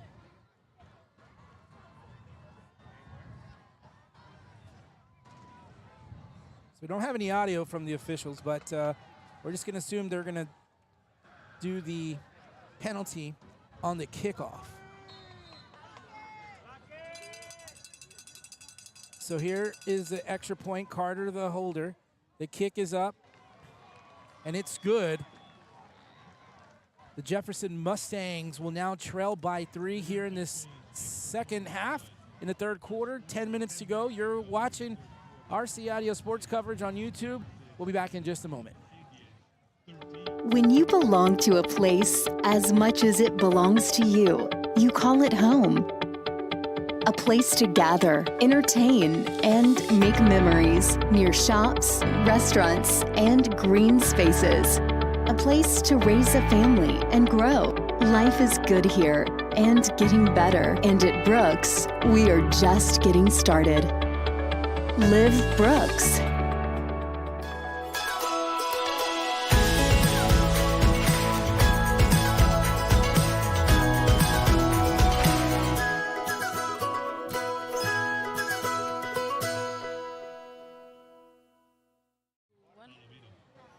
All right, that was a 71-yard drive. Took the Mustangs 4 plays.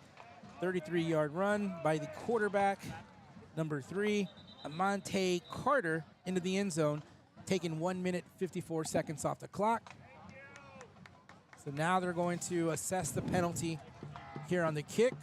So that's going to push them back 15 yards. So that should set up the Indians with pretty decent field position, depending on how deep this kick goes. So the Mustangs will be kicking off from their own 25-yard line. And you have to think here, Coach Torres is thinking about the big game, right? In that he doesn't really care if they make the extra field goal. He wants to have better field position and get another touchdown on the board here. Indeed. Sparza back. Fair catch is called. And the Indians will have the football. That was Jacob Fonseca who called the fair catch. And the Indians will have even their decent field position to start the third quarter. Again, the last time the Indians were on the field was the last play of the second quarter. A huge 65-yard touchdown pass from Jacob Salcedo to Joseph Esparza. So now from their own 45 with 10 minutes to go in the third quarter.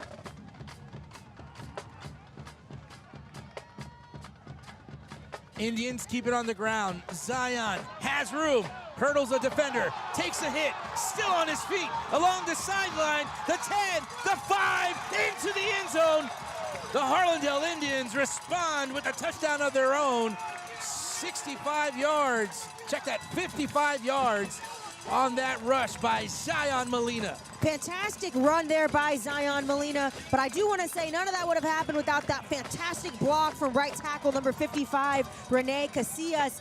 That was a textbook block right there, so that gave him excellent position for Molina to go in and get a quick touchdown for the Indians. Very quick play, one play, 55 yards. Zion Molina takes it to the house.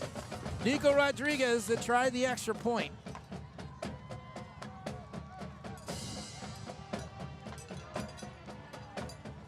The snap, kick, oh no. Jacob says not good enough, I'm gonna run it. Here he goes, heaves it to the back, touchdown, or two-point conversion. Zion Molina there to bail out the Indians on the two-point conversion. So the touchdown and the two-point conversion from Zion. All right, the Indians are back in action here. They have the 21-10 lead. You're watching RC Audio Sports, brought to you by Rufio Solar.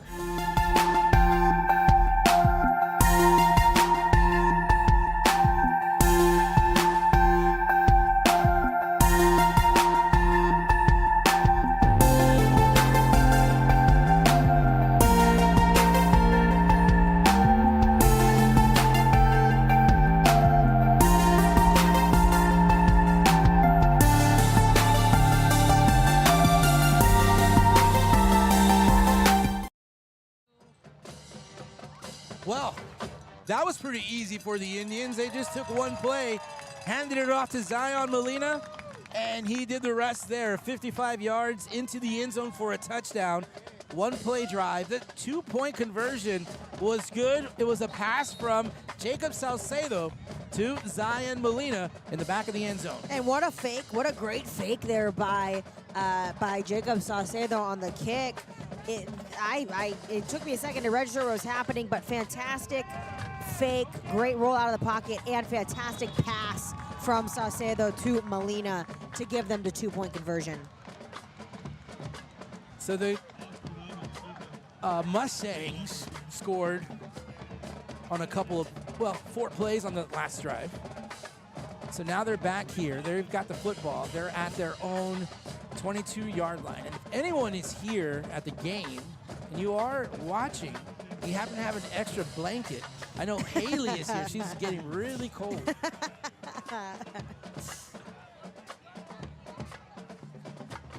I think we just didn't know it was going to be windy. That's all. That's all. They forgot our heater and, you know. All right, here we go. That bunch formation back again here for the Mustangs. Sends the man in motion. Carter gets held up. And he, takes a few hits and he goes forward and he gets about to the 27-yard line. 5-yard pickup there on that play for the Mustangs. Good little run there for Carter. Very consistent, as we've seen the whole entire game. He might have an injury here. Fonseca was a little slow to get up. He's grabbing his hand, but he was able to get up and run off the field. And he might have got trampled on a little bit. There was quite the dog pile there. So good little pickup there for, say a little pickup, that's 5 yards. Mustangs on the move. Monte Carter, this time out of the shotgun. Indians with 4 down linemen rushing and an end. They stay home. Carter takes it himself, gets the first down, and 2 more yards after that. So move the chains once again for Monte Carter and the Mustangs. Good group tackle there by Jackson Garcia and Nathaniel Vasquez. Carter, man, he is a tough runner. He is just running right into these Indians and still managing to pick up 4 or 5 yards at a time. Just a very, very tough quarterback in Carter. Indeed, tough, fast, smart. Here we go. A new set of downs for Carter and the Mustangs. Fakes the toss, pass, down the field in the middle. Pass is intercepted, and here come the Indians along the sideline. What an interception. The pick by number 20, Carlos De La Vega. What a fantastic pick there for De La Vega. Good read by De La Vega. Picked off Amante Carter. Now the Indians have the football in very good field position. Deep in Mustang territory. At the Mustang 20-yard line with 7:57 to go here. Defense setting up the offense. And that's what we've seen all season from this Indians team. Let's see if the Indians, last 2 times they've touched the ball, they've ended up in the end zone. Now this time with great field position. Salcedo on the hard count, nobody moves. 15 seconds on the play clock.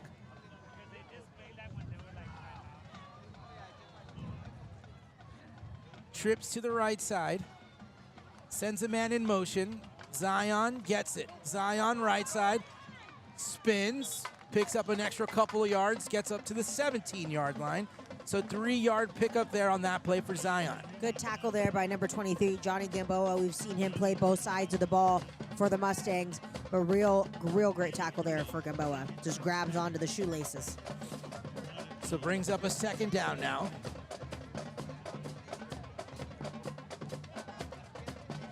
Indians at the Mustang 17. Salcedo out of the shotgun. Handoff, Molina. Molina gets hit right at the line of scrimmage. Maybe a yard. Nope, no gain. 17-yard where they call it. And the good tackle there was by Justin Ruiz. Gave him nowhere to go. Only a sophomore here on this varsity Mustangs team. Mustangs right here on a 3rd down. If they can make a stop here, that would be good for the Mustangs. On the far side hash mark. High snap. Here comes the option play. Jacob thought about it, didn't do it, and he got up to the 16, so a 1-yard gain on that play. So that's going to bring up a 4th down here. So the Indians got something to think about. Do they go for it? Do they try to see if Nico can, let's see, that would be 11 and 7, 18, a 28-yard field goal attempt. So the Indians decide they're going to go for it. Big 4th down here in this 3rd quarter. 6:16 to go. Salcedo, quick pass. Valenzuela will catch it. Gets inside to the 12-yard line. He'll have forward progress to the 11. He had to get down to the 10, so they're going to be about a yard shy. There is a flag on the play, though. Far side of the field. So we'll wait for that one. See what the officials say.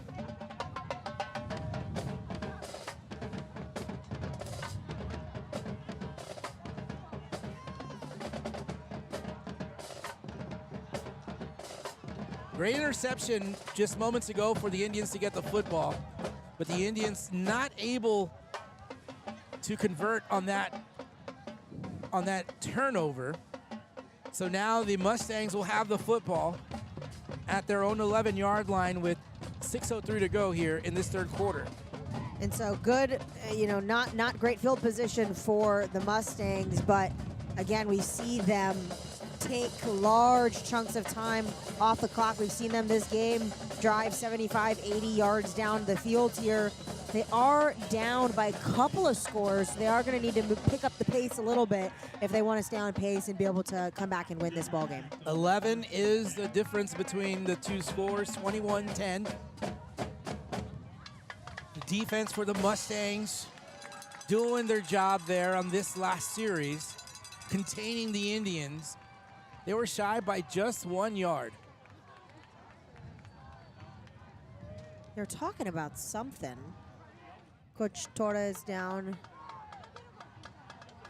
Looks confused. I'm not sure. I don't know if you like the spot of the ball. Got it. That's probably what he could have been talking about. There's one receiver lined up to the far side, so he has one-on-one coverage there. And they come in their traditional three-back set. An I formation, Carter's under center. Tosses it to Garces. Garces has nowhere to go. Good penetration by the defense. And the whistles will blow dead. No gain on that one there for Garces and the Mustangs. That effort led there on the defense by number 22, Jackson Garcia. He was last to get up, but stuffed Garces, gave him nowhere to go. So brings up a second down and 10 now for the Mustangs. You know, they didn't really throw the ball very many times before that. I believe that would have been their fourth pass of the game. Incompletions before that, and then an interception there on the last one, which gave the Indians the ball. But the Mustangs defense there to hold them off. Carter will take it himself. Great defensive effort there by the backside, Matthew Garza, number 46 for the Indians. And what a tackle there by Garza. That's going to bring up 3rd and 12, I believe, for this Mustangs team. They've got to convert here. Ball now spotted at the 10-yard line. But you notice that substitution there. So new personnel in for the Mustangs on this 3rd down. Mustangs want to talk about it. They'll call a timeout, their first of the second half. You're watching RC Audio Sports, brought to you by Rufio Solar.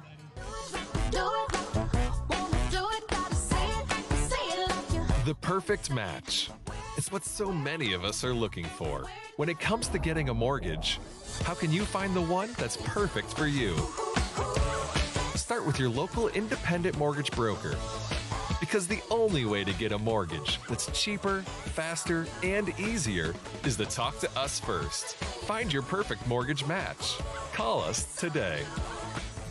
Live from the Southside Magazine is a Latina-owned online and print publication that helps residents and visitors learn more about the South Side of San Antonio and all of Texas. Magazine features and columns support the local community by telling stories that promote people and businesses. Our goal is to expand community relationships and give Southside San Antonio residents an opportunity to express themselves. Learn more at southsidesanantonio.com. And we were back after that Jefferson timeout. Jefferson getting back to the line of scrimmage. Big 3rd down here in this 3rd quarter for Amante Carter and his Mustang offense. They come out in a 5 wide receiver set here, Haley. Yeah, they need 11 yards, so either Carter's going to run it or he's going to try to hit one of his guys in stride. Carter's looking, being chased, gets rid of the football, throws it out of bounds. So it was that defensive pressure by the Indians that forced him to get rid of the football as fast as he did. Yeah, great pressure there by the Indians.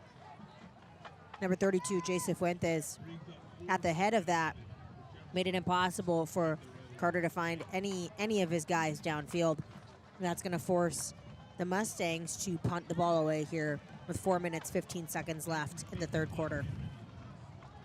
Michael Flores out to punt for the Mustangs. Michael Palomino back to receive. He's at the Mustang 40. High punt, short punt. That takes an Indians bounce. Oh boy, that went up against the wind and did not go far at all. The Indians will be in Mustang territory to start their offensive units. Indians here, 4 minutes, 5 seconds left in the 3rd quarter. gonna be right at the Mustang 15-yard line. So another really great chance for Saucedo and his offense to pile it on here for the Mustangs. Saucedo coming out. Straight to the line. Short field to work with for the Indians. They go trips to the right side. Esparza will get it. Up the Great middle, cut. into the end zone. Joseph Esparza on a 15-yard run on the jet sweep. Another fantastic run by Esparza. He had that one earlier this game, the touchdown catch, but fantastic cut inside by Esparza. Easy touchdown for the Indians.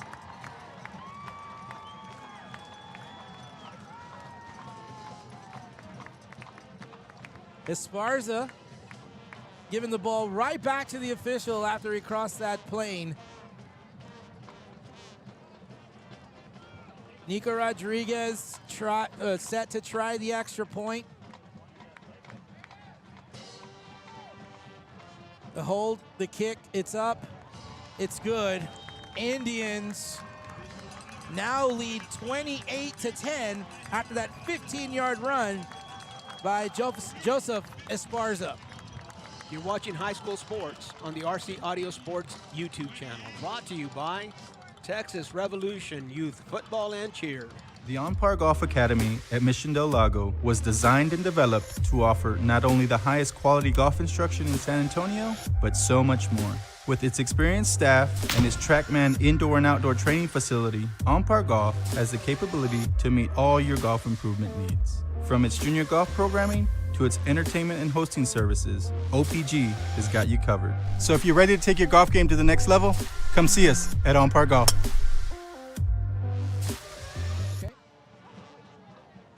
And there you see it, Joseph Esparza on that 15-yard touchdown run into the end zone. That extra point, good. Indians now lead 28-10 with 3:57 to go in this third quarter.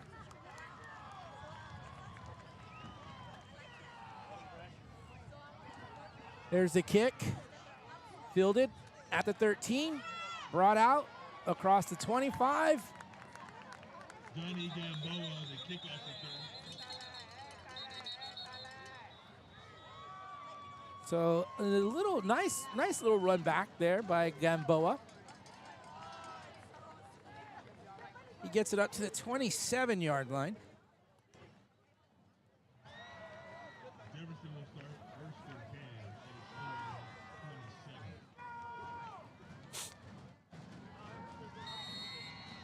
You know, that's one of the things that's going to help or hurt, I should say, the Mustangs as we talk about their drives.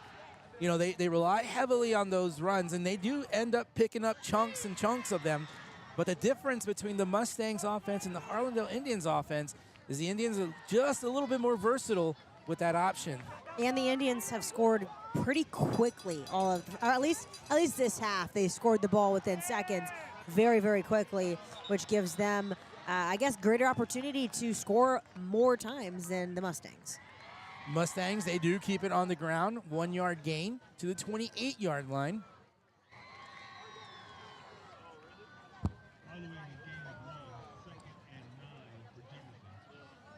Want to welcome Gilbert Romero as a new subscriber. We thank you, Gilbert Romero, for subscribing.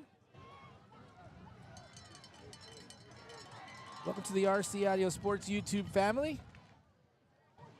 Amonte Carter will keep it himself, and he gets across the 30. Thought about optioning it out on the toss. He decided to keep it himself, but he'll end up picking up a couple of yards. Carter with a little bit of the stiff arm there, but doesn't get very far.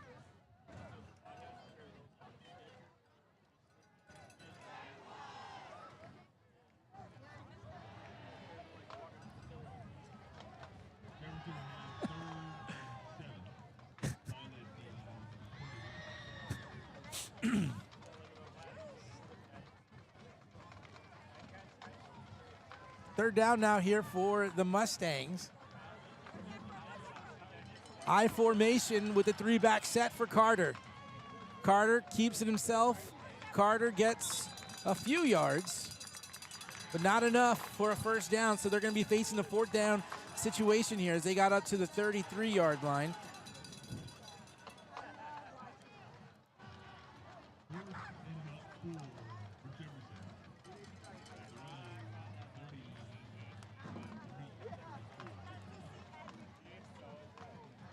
Fourth down now.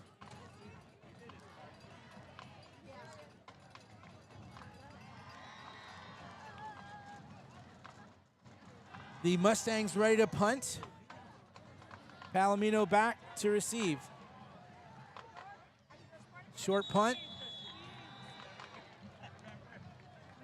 And the Indians will now have the football, and they will get it in decent field position here. No, I think probably they ran it. I think I picked up the first down. Oh, I missed that entire play.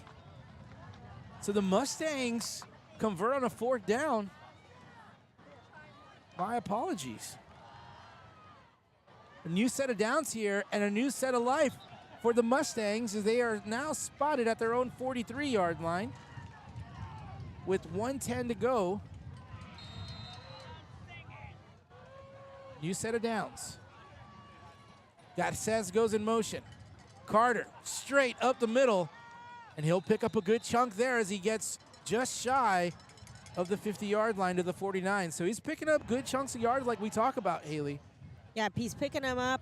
The Mustang offense seems to be moving a little bit quicker, or at least a little bit quicker than we've seen them so far this game. And just as I say that, it seems to slow down a little bit.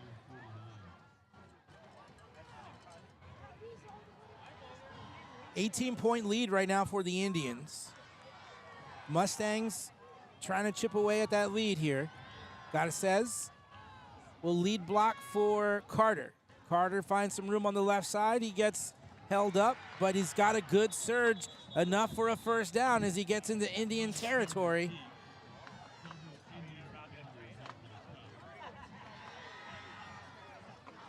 Gets into the Indian 44-yard line. New set of downs. Again, another first down here for the Mustangs.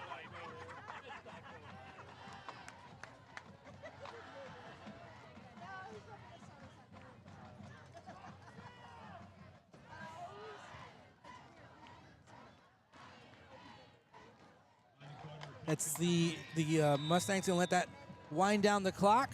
So that'll end the 3rd quarter. Harlandale Indians 28, Jefferson Mustangs 10.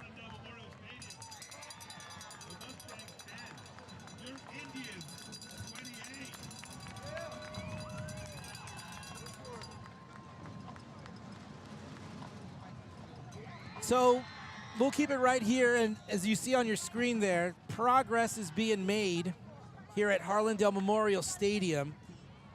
The a most recent bond pass allowing the Harlandale ISD to upgrade the facilities here. So next year, that press box that you're looking at will be completely remodeled and updated and will be a whole new venue here for the Harlandale ISD community.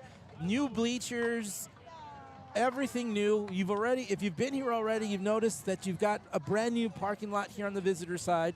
So we are not broadcasting from that press box, of course. We are in the stands in the visitor side amongst the elements tonight. I was going to say that the press box will be renovated, and hopefully we will be in there next time. Next season, we will be warm in the press box. But here we go, 4th quarter. Big drive here for the Mustangs. Low snap. Carter's going to have to take it, even if he didn't want to on that one. And he'll get right back to the line of scrimmage.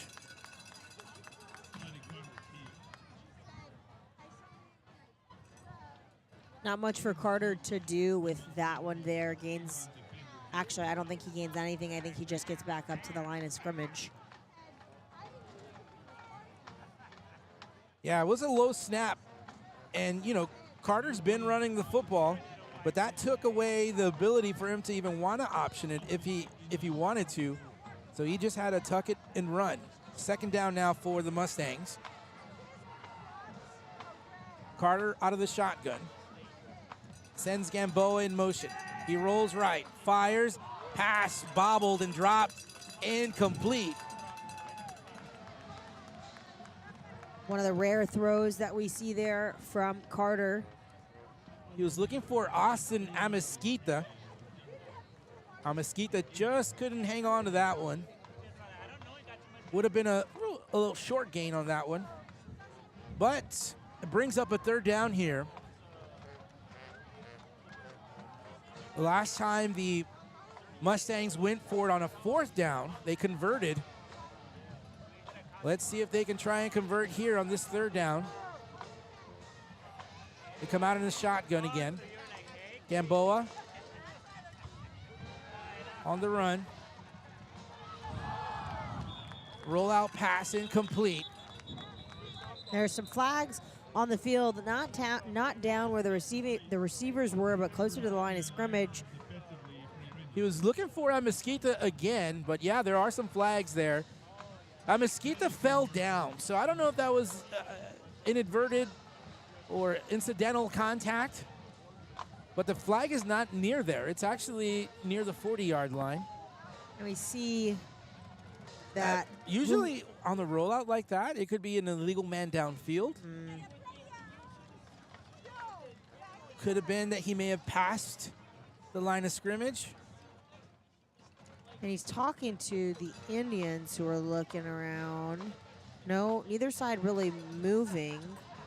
Well, one of the officials pointed in the Mustangs' direction. Yeah. Offsetting? Yep.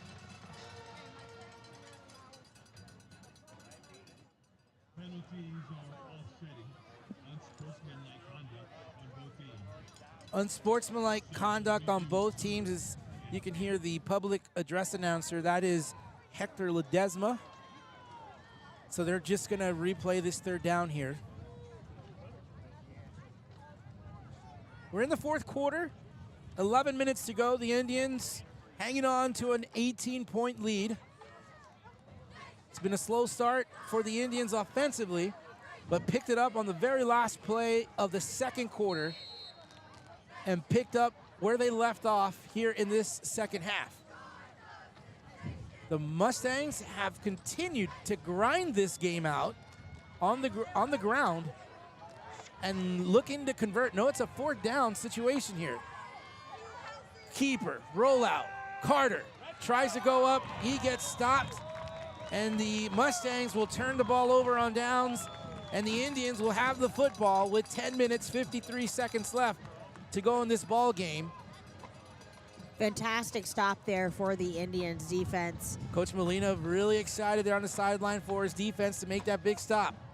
As he should be, man. The Harlandale defense has been so key tonight. You had the interception from Carlos de la Vega. We had the fumble and the recovery by the Indians defense to give them field position at the Mustangs 11-yard line earlier in the game. They've just done a fantastic job. Here come the Indians. They'll keep it on the ground, and Zion has room. Zion across the 50, and he gets brought down at the 46-yard line in Mustang territory.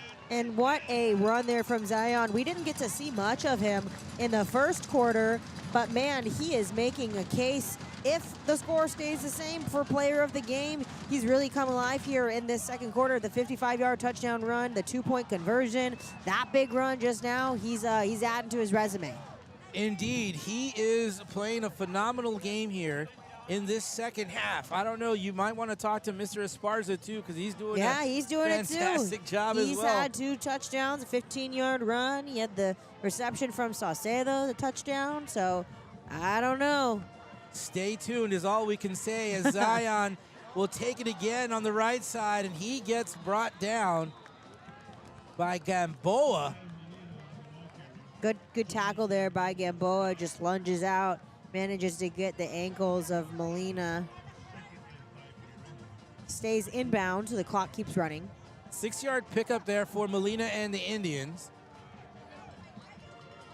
Makes it 2nd and 5. Zion, no. Salcedo, little bit of moves of his own, and boy, he was, I don't know, what's 360 times 3? First down for the Indians as Jacob Salcedo. Like he was on his PlayStation, like pressing the X, spin, spin. I think he's a little dizzy right now. I think so too. But most importantly, Haley, he picked up the first down, and now the Indians moving the football, letting the clock run. Salcedo once again. He keeps it. Right side, gets down to the 25. First it was that 9-yard pickup right before, and now another big pickup, about 8 yards on this one. And Mesquita with the tackle. I'm seeing a little bit of a limp from Saucedo. Well, he's getting banged up. He's running the football, and a lot of Mustangs getting a little piece of that. Yep. Second down now. Indians started at their own at the Mustang 41. They are now approaching the red zone.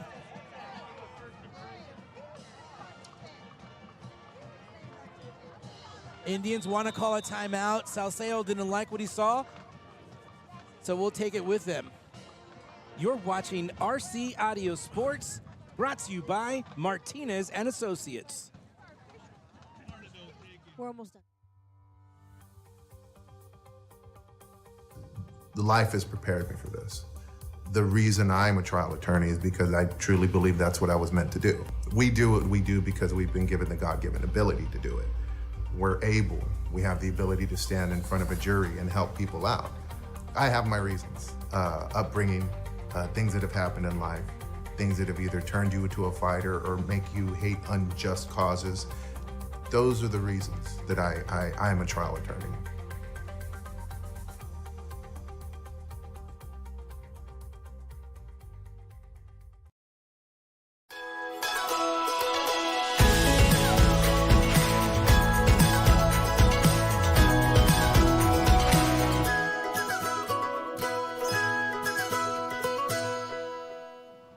After that timeout, the Indians looking to set up a play here.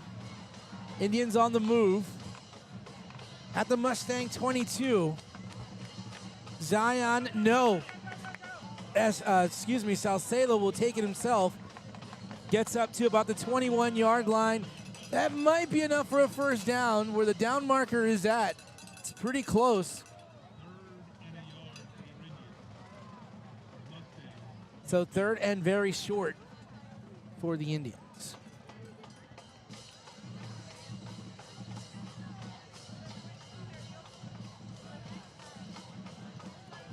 Again, 7:52 remaining in the ball game. The Indians got the football with 10 minutes and 53 seconds in this fourth quarter. One thing that they want to do, besides get into the end zone, is take as much time off the clock. Yeah, run off time off the clock. Zion Molina. Oh, he'll get real close. I'm not so sure he might get the first down. But they're saying no. Keep the clock running. So we'll see. They're going to go for it. It would make no sense for them not to. Let's go, Indians! Again, letting that clock run out.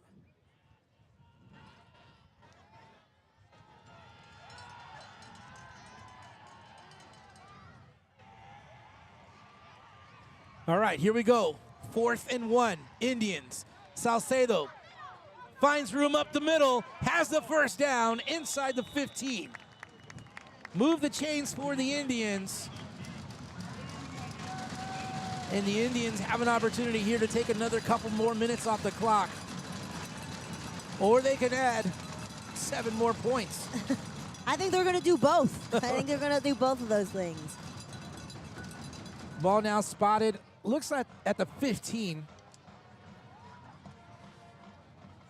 They needed 1 yard. Salcedo gave them 7.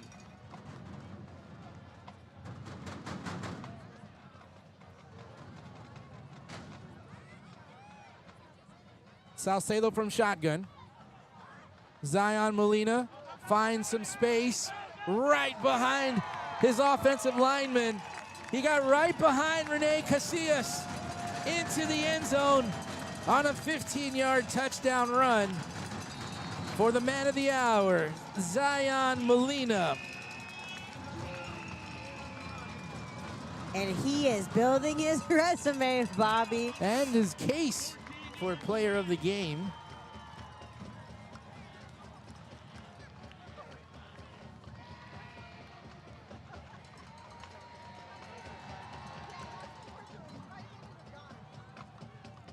Extra point attempt is, oh, it's blocked and picked up. This could be a 2-point transition for the Mustangs should they get into the end zone.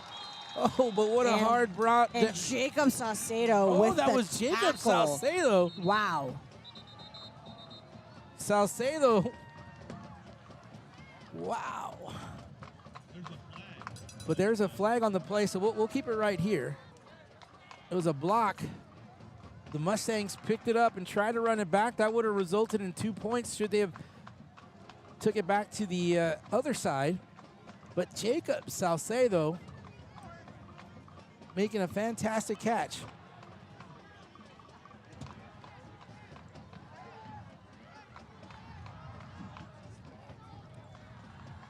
We're going to try it again. Perhaps there was an offsides against the defense, so that nullifies what just happened here, and the Indians have an opportunity to try this one more time.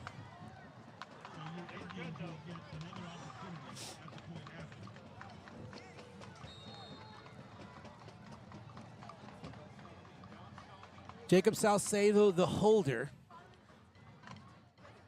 and Nico Rodriguez to try the extra point. The kick is up. Oh, might have been blocked again, but this is no good. So the Indians will keep the lead at 34-10 after that Zion Molina 15-yard touchdown run. You're watching RC Audio Sports, brought to you by Martinez and Associates. Live from the Southside Magazine is a Latina-owned online and print publication that helps residents and visitors learn more about the South Side of San Antonio and all of Texas.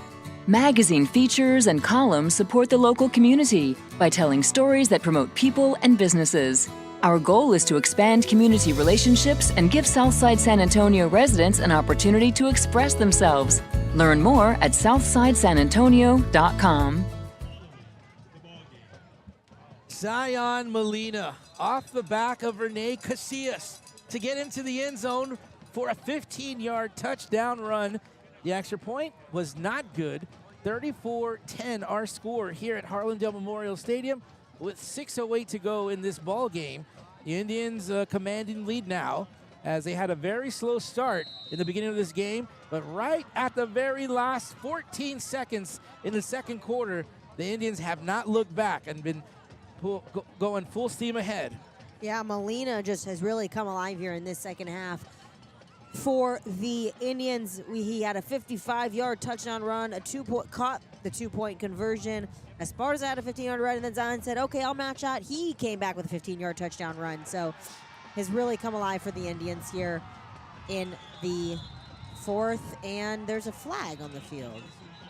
We'll see what that flag is there, but on that drive for the Indians, they went 7 plays, 59 yards. Again, topped off with that Zion Molina touchdown.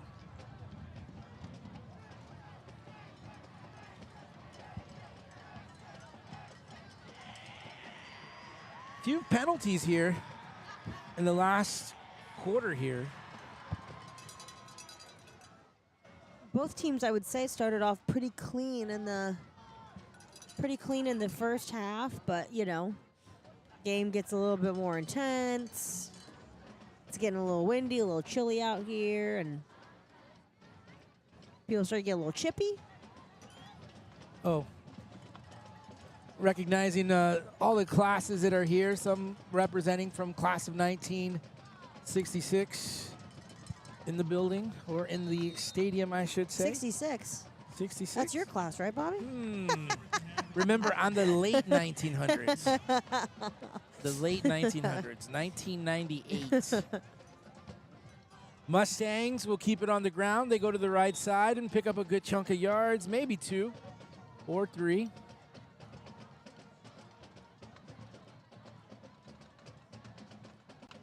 But with 5:45 to go, 24-point lead. No question that the Mustangs have the capability of big plays, but I don't know if they have enough big plays with this amount of time left. Yeah, a lot of plays would need to be made. Not a lot of time left for them to do it. And just this second half resurgence by the Indians is what's going to be the what's going to put this game away. Carter tosses it right side. Indians there to make the stop. Up to the 29-yard line where the ball would be spot.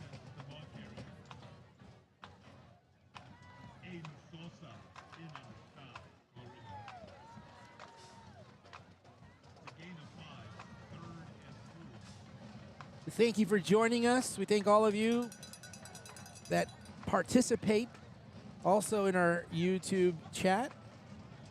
We had some participating in Facebook as well, so we appreciate the comments, letting us know who you're supporting and who you're watching, where you're watching from. Victor Alvarez says, let's go class of 07. Robert Falcone on the stream watching as Carter picks up the first down and goes out of bounds. Roy Vieira shouts out, let's go Indians.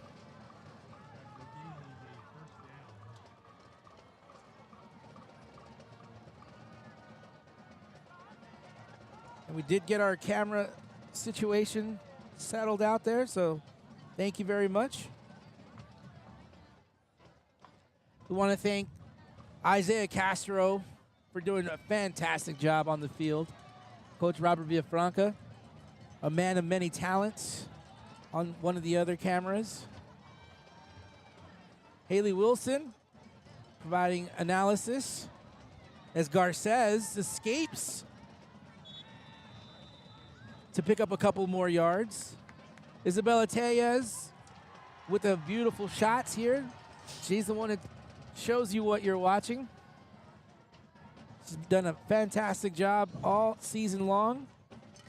I know, Bobby, we're going to have to pick both of an offensive and defensive player of the game here. If nothing crazy happens and the Indians get the win, it's going to be tough. Yeah, it's going to be tough because, you know, all the Indians stepped up in the second half. Manuel Lopez says Linsa and Roy Vieira shouting out his class of 2010. Run up the middle, stopped by the Indians defense. But yeah, that conversation is time for that conversation. Player of the game is brought to you by Martinez and Associates. The offensive player of the game. And the defensive player of the game is brought to you by Rufio Solar. For defensive, I mean, I know we can't do it. I wish we could nominate the entire defense for the Indians. Or, I mean, I don't know if we can or cannot. But, I mean, they all did a fantastic job. I think one of the standout plays for me, though, was the interception by Carlos de la Vega, which almost felt like ended any hopes here for the Mustangs tonight. Really made it more difficult for the Mustangs if they wanted to come back. But here comes Amante. He finds room along the sideline and gets out of bounds. But you're right, Haley. You talk about that defense.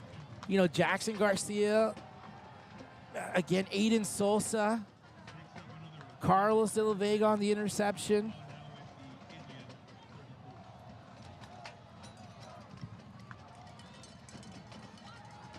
Lots of options. Then you go on the offensive side. Talk about Jacob Salcedo. You saw he's limping around, but he's still getting the job done. Then you got Zion Molina, who's really picked it up in the second half. Joseph Esparza making some big catches. Speaking of big plays, here comes Gamboa up the middle into the end zone. 34-yard touchdown run for Jason Gamboa. The Mustangs are not done yet. 2:26 to go.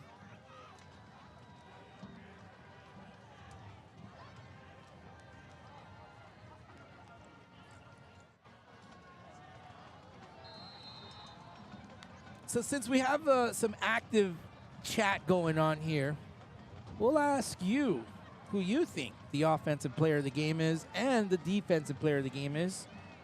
We'll take your thoughts into consideration. Mustang's extra point attempt is good and through the uprights. Wait, yes, it is good. And we'll keep it right here as we're winding this down to continue this player of the game offense and defensive units here. Mike Cervera Jr. has a vote in for Molina. Emmanuel Lopez, little Tony, he's always in the mix, Tony. Tony Soto is all of our MVP.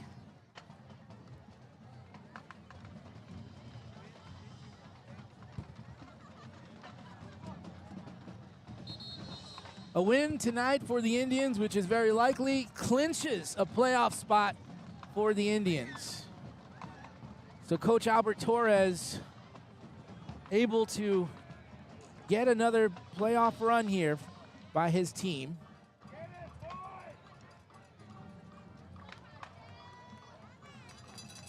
Xavier Garcia chiming in.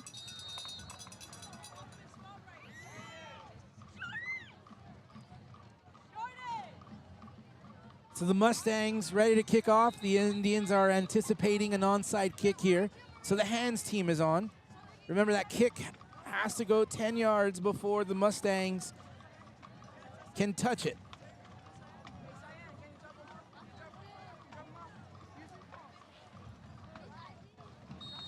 Mustangs are set now.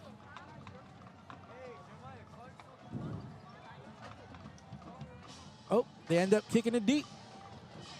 It's a live ball, bouncing, picked up, goes out of bounds, so the Indians will have the football. It was touched by an Indian. Oh, but there's some flags now.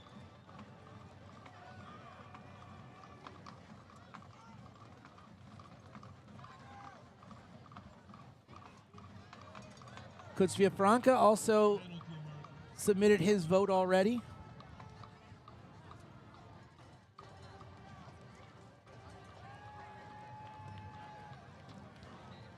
The officials will talk about this. It was touched by the Indians, at least from my point of view.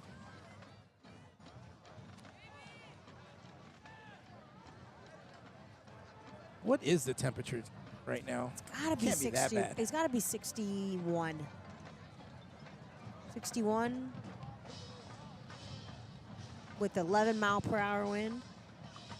It's gotta be.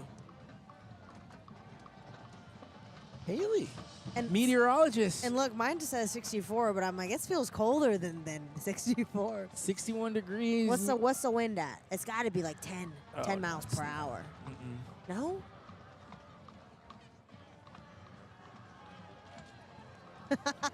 Yeah, I knew it. I knew it. Meteorologist Haley Wilson. 61 degrees, 10 miles per hour is the wind here from Harlandale Memorial Stadium.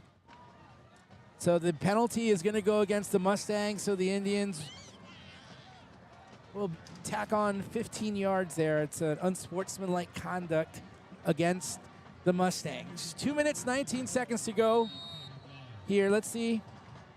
The Indians will run this out. New man at running back. Gets across the 30. Isaiah Galindo getting some looks. And another flag. Well, hopefully Coach won't get mad at me right now, because I think it's time we can talk about the Frontier Bowl. Am I okay, Coach, to talk about the Frontier Bowl? He's listening on a 10-second delay, so I'll have to look at him in just a moment. Penalty goes against the Mustangs.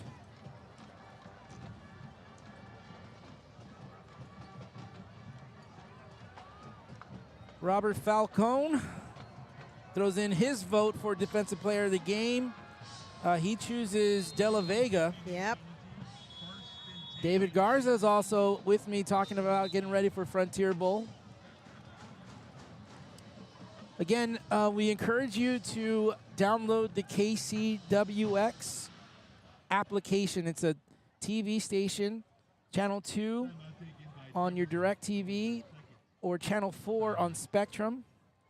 But you need to download that if you're not in San Antonio, because that's where we'll be televising the Frontier Bowl, and that's where you'll be able to see it. So the RC Audio Sports crew will be with Hector Ledesma, Coach Robert Villafranca, and myself at Southwest Legacy next Saturday to broadcast the Frontier Bowl. So a timeout on the field. The official, or one of the officials, is talking to Coach Albert Torres. We're under 2 minutes to go, 34-17 our score.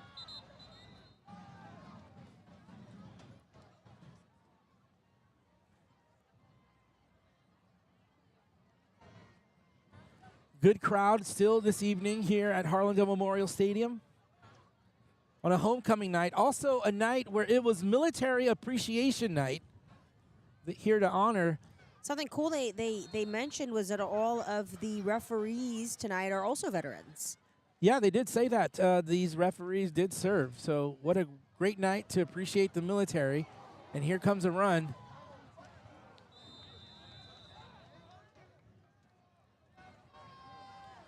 Isaiah Galindo getting in some good looks here. The clock will continue to run here.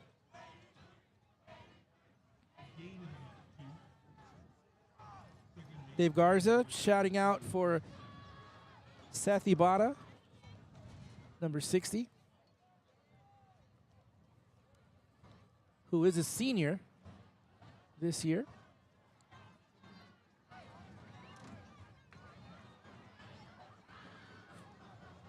Second down now for the Indians, and their main focus right now is to run this clock down to as far as they can without getting penalized.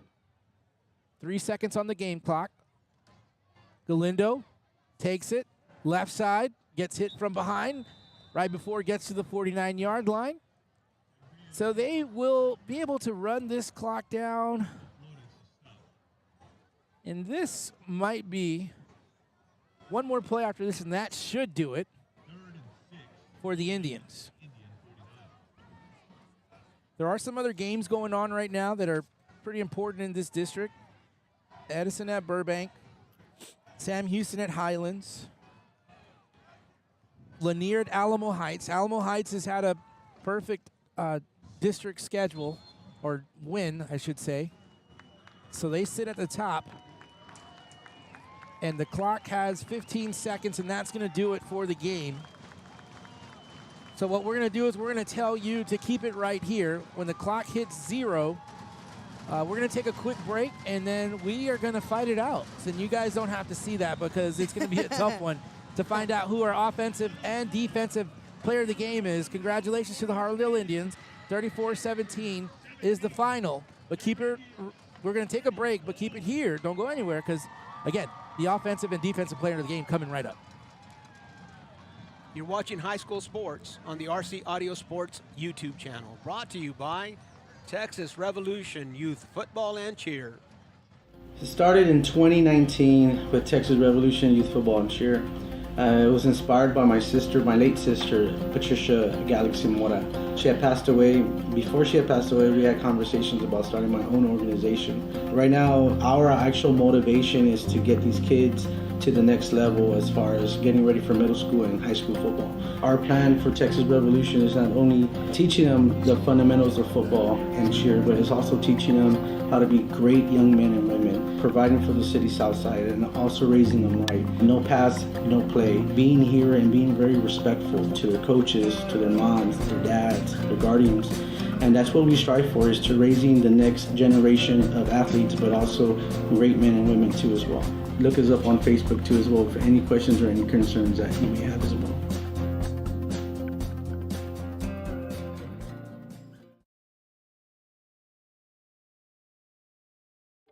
When you belong to a place as much as it belongs to you, you call it home. A place to gather, entertain, and make memories near shops, restaurants, and green spaces. A place to raise a family and grow. Life is good here and getting better. And at Brooks, we are just getting started. Live Brooks.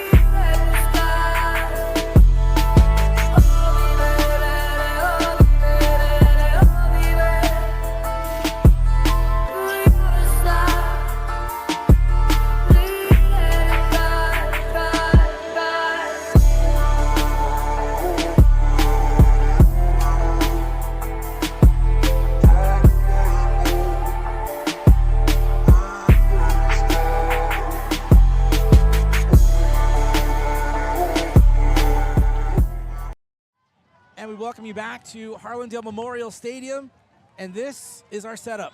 Hopefully the last time we'll be up here, because next year we should be in the next beautiful press box across from us. But thank you for joining us. Again, it's our post-game show where we pick our Martinez and Associates player of the game, offensive player of the game, and then Rufio Solar will take over for the defensive player of the game. So hey, let's start with defense, right? Yeah. Defense, the story of the night for the Indians. Jefferson Mustangs propose a very difficult time for any team with that three-back set. Yeah, they started off, honestly, doing very well. They came out in the opening drive, didn't score a touchdown, but ate a bunch of time off the clock, charged all the way down the field, ended up with a field goal.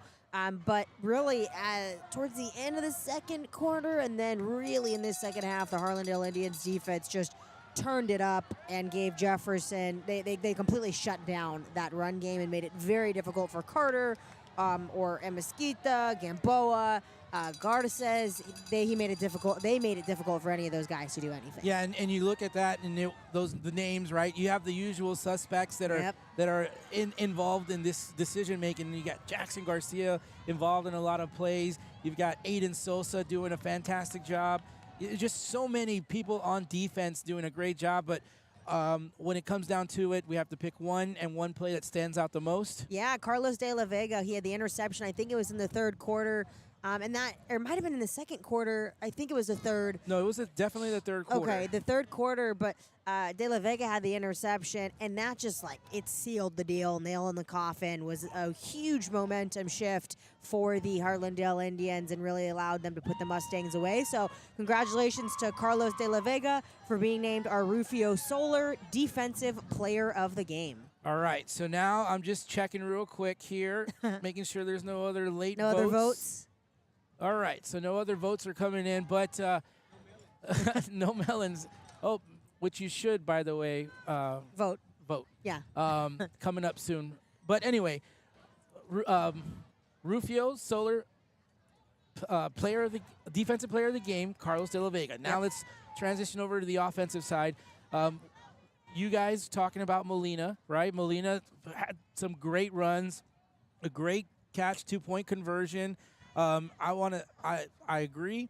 I just want to say, man, Joseph Esparza was the big spark in the end of the second quarter to make that touchdown at the end, and then he had a big run in this third quarter.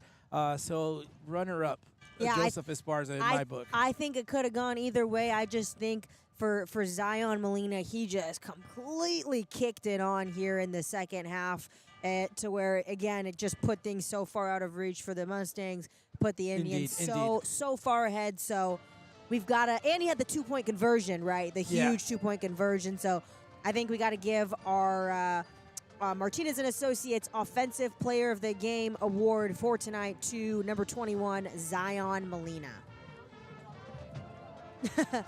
All right, Coach, now giving me permission to talk about the Frontier Bowl. So, but first, congratulations, Zion Molina. Another, both of these Defensive Player of the Game and Offensive Player of the Game, already previous Offensive and Defensive Player of the Game. So, congratulations for both you guys. You did a fantastic job. And then, yes, next week, next Saturday, kickoff is at 6 p.m. from Southwest Legacy. We will be there. But again, a reminder, download the KCWX TV app if you're not in San Antonio, or you can tune in to watch on your TV. So for the entire crew, Bella Tellez, Isaiah Castro, Coach Robert Villafranca, Haley Wilson, I'm Bobby Mendez. Good night, and follow us on our social media to keep up what's going on. Good night. Live from the Southside Magazine is a Latina-owned online and print publication that helps residents and visitors learn more about the South Side of San Antonio and all of Texas. Magazine features and columns support the local community by telling stories that promote people and businesses. Our goal is to expand community relationships and give Southside San Antonio residents an opportunity to express themselves. Learn more at Southside San Antonio.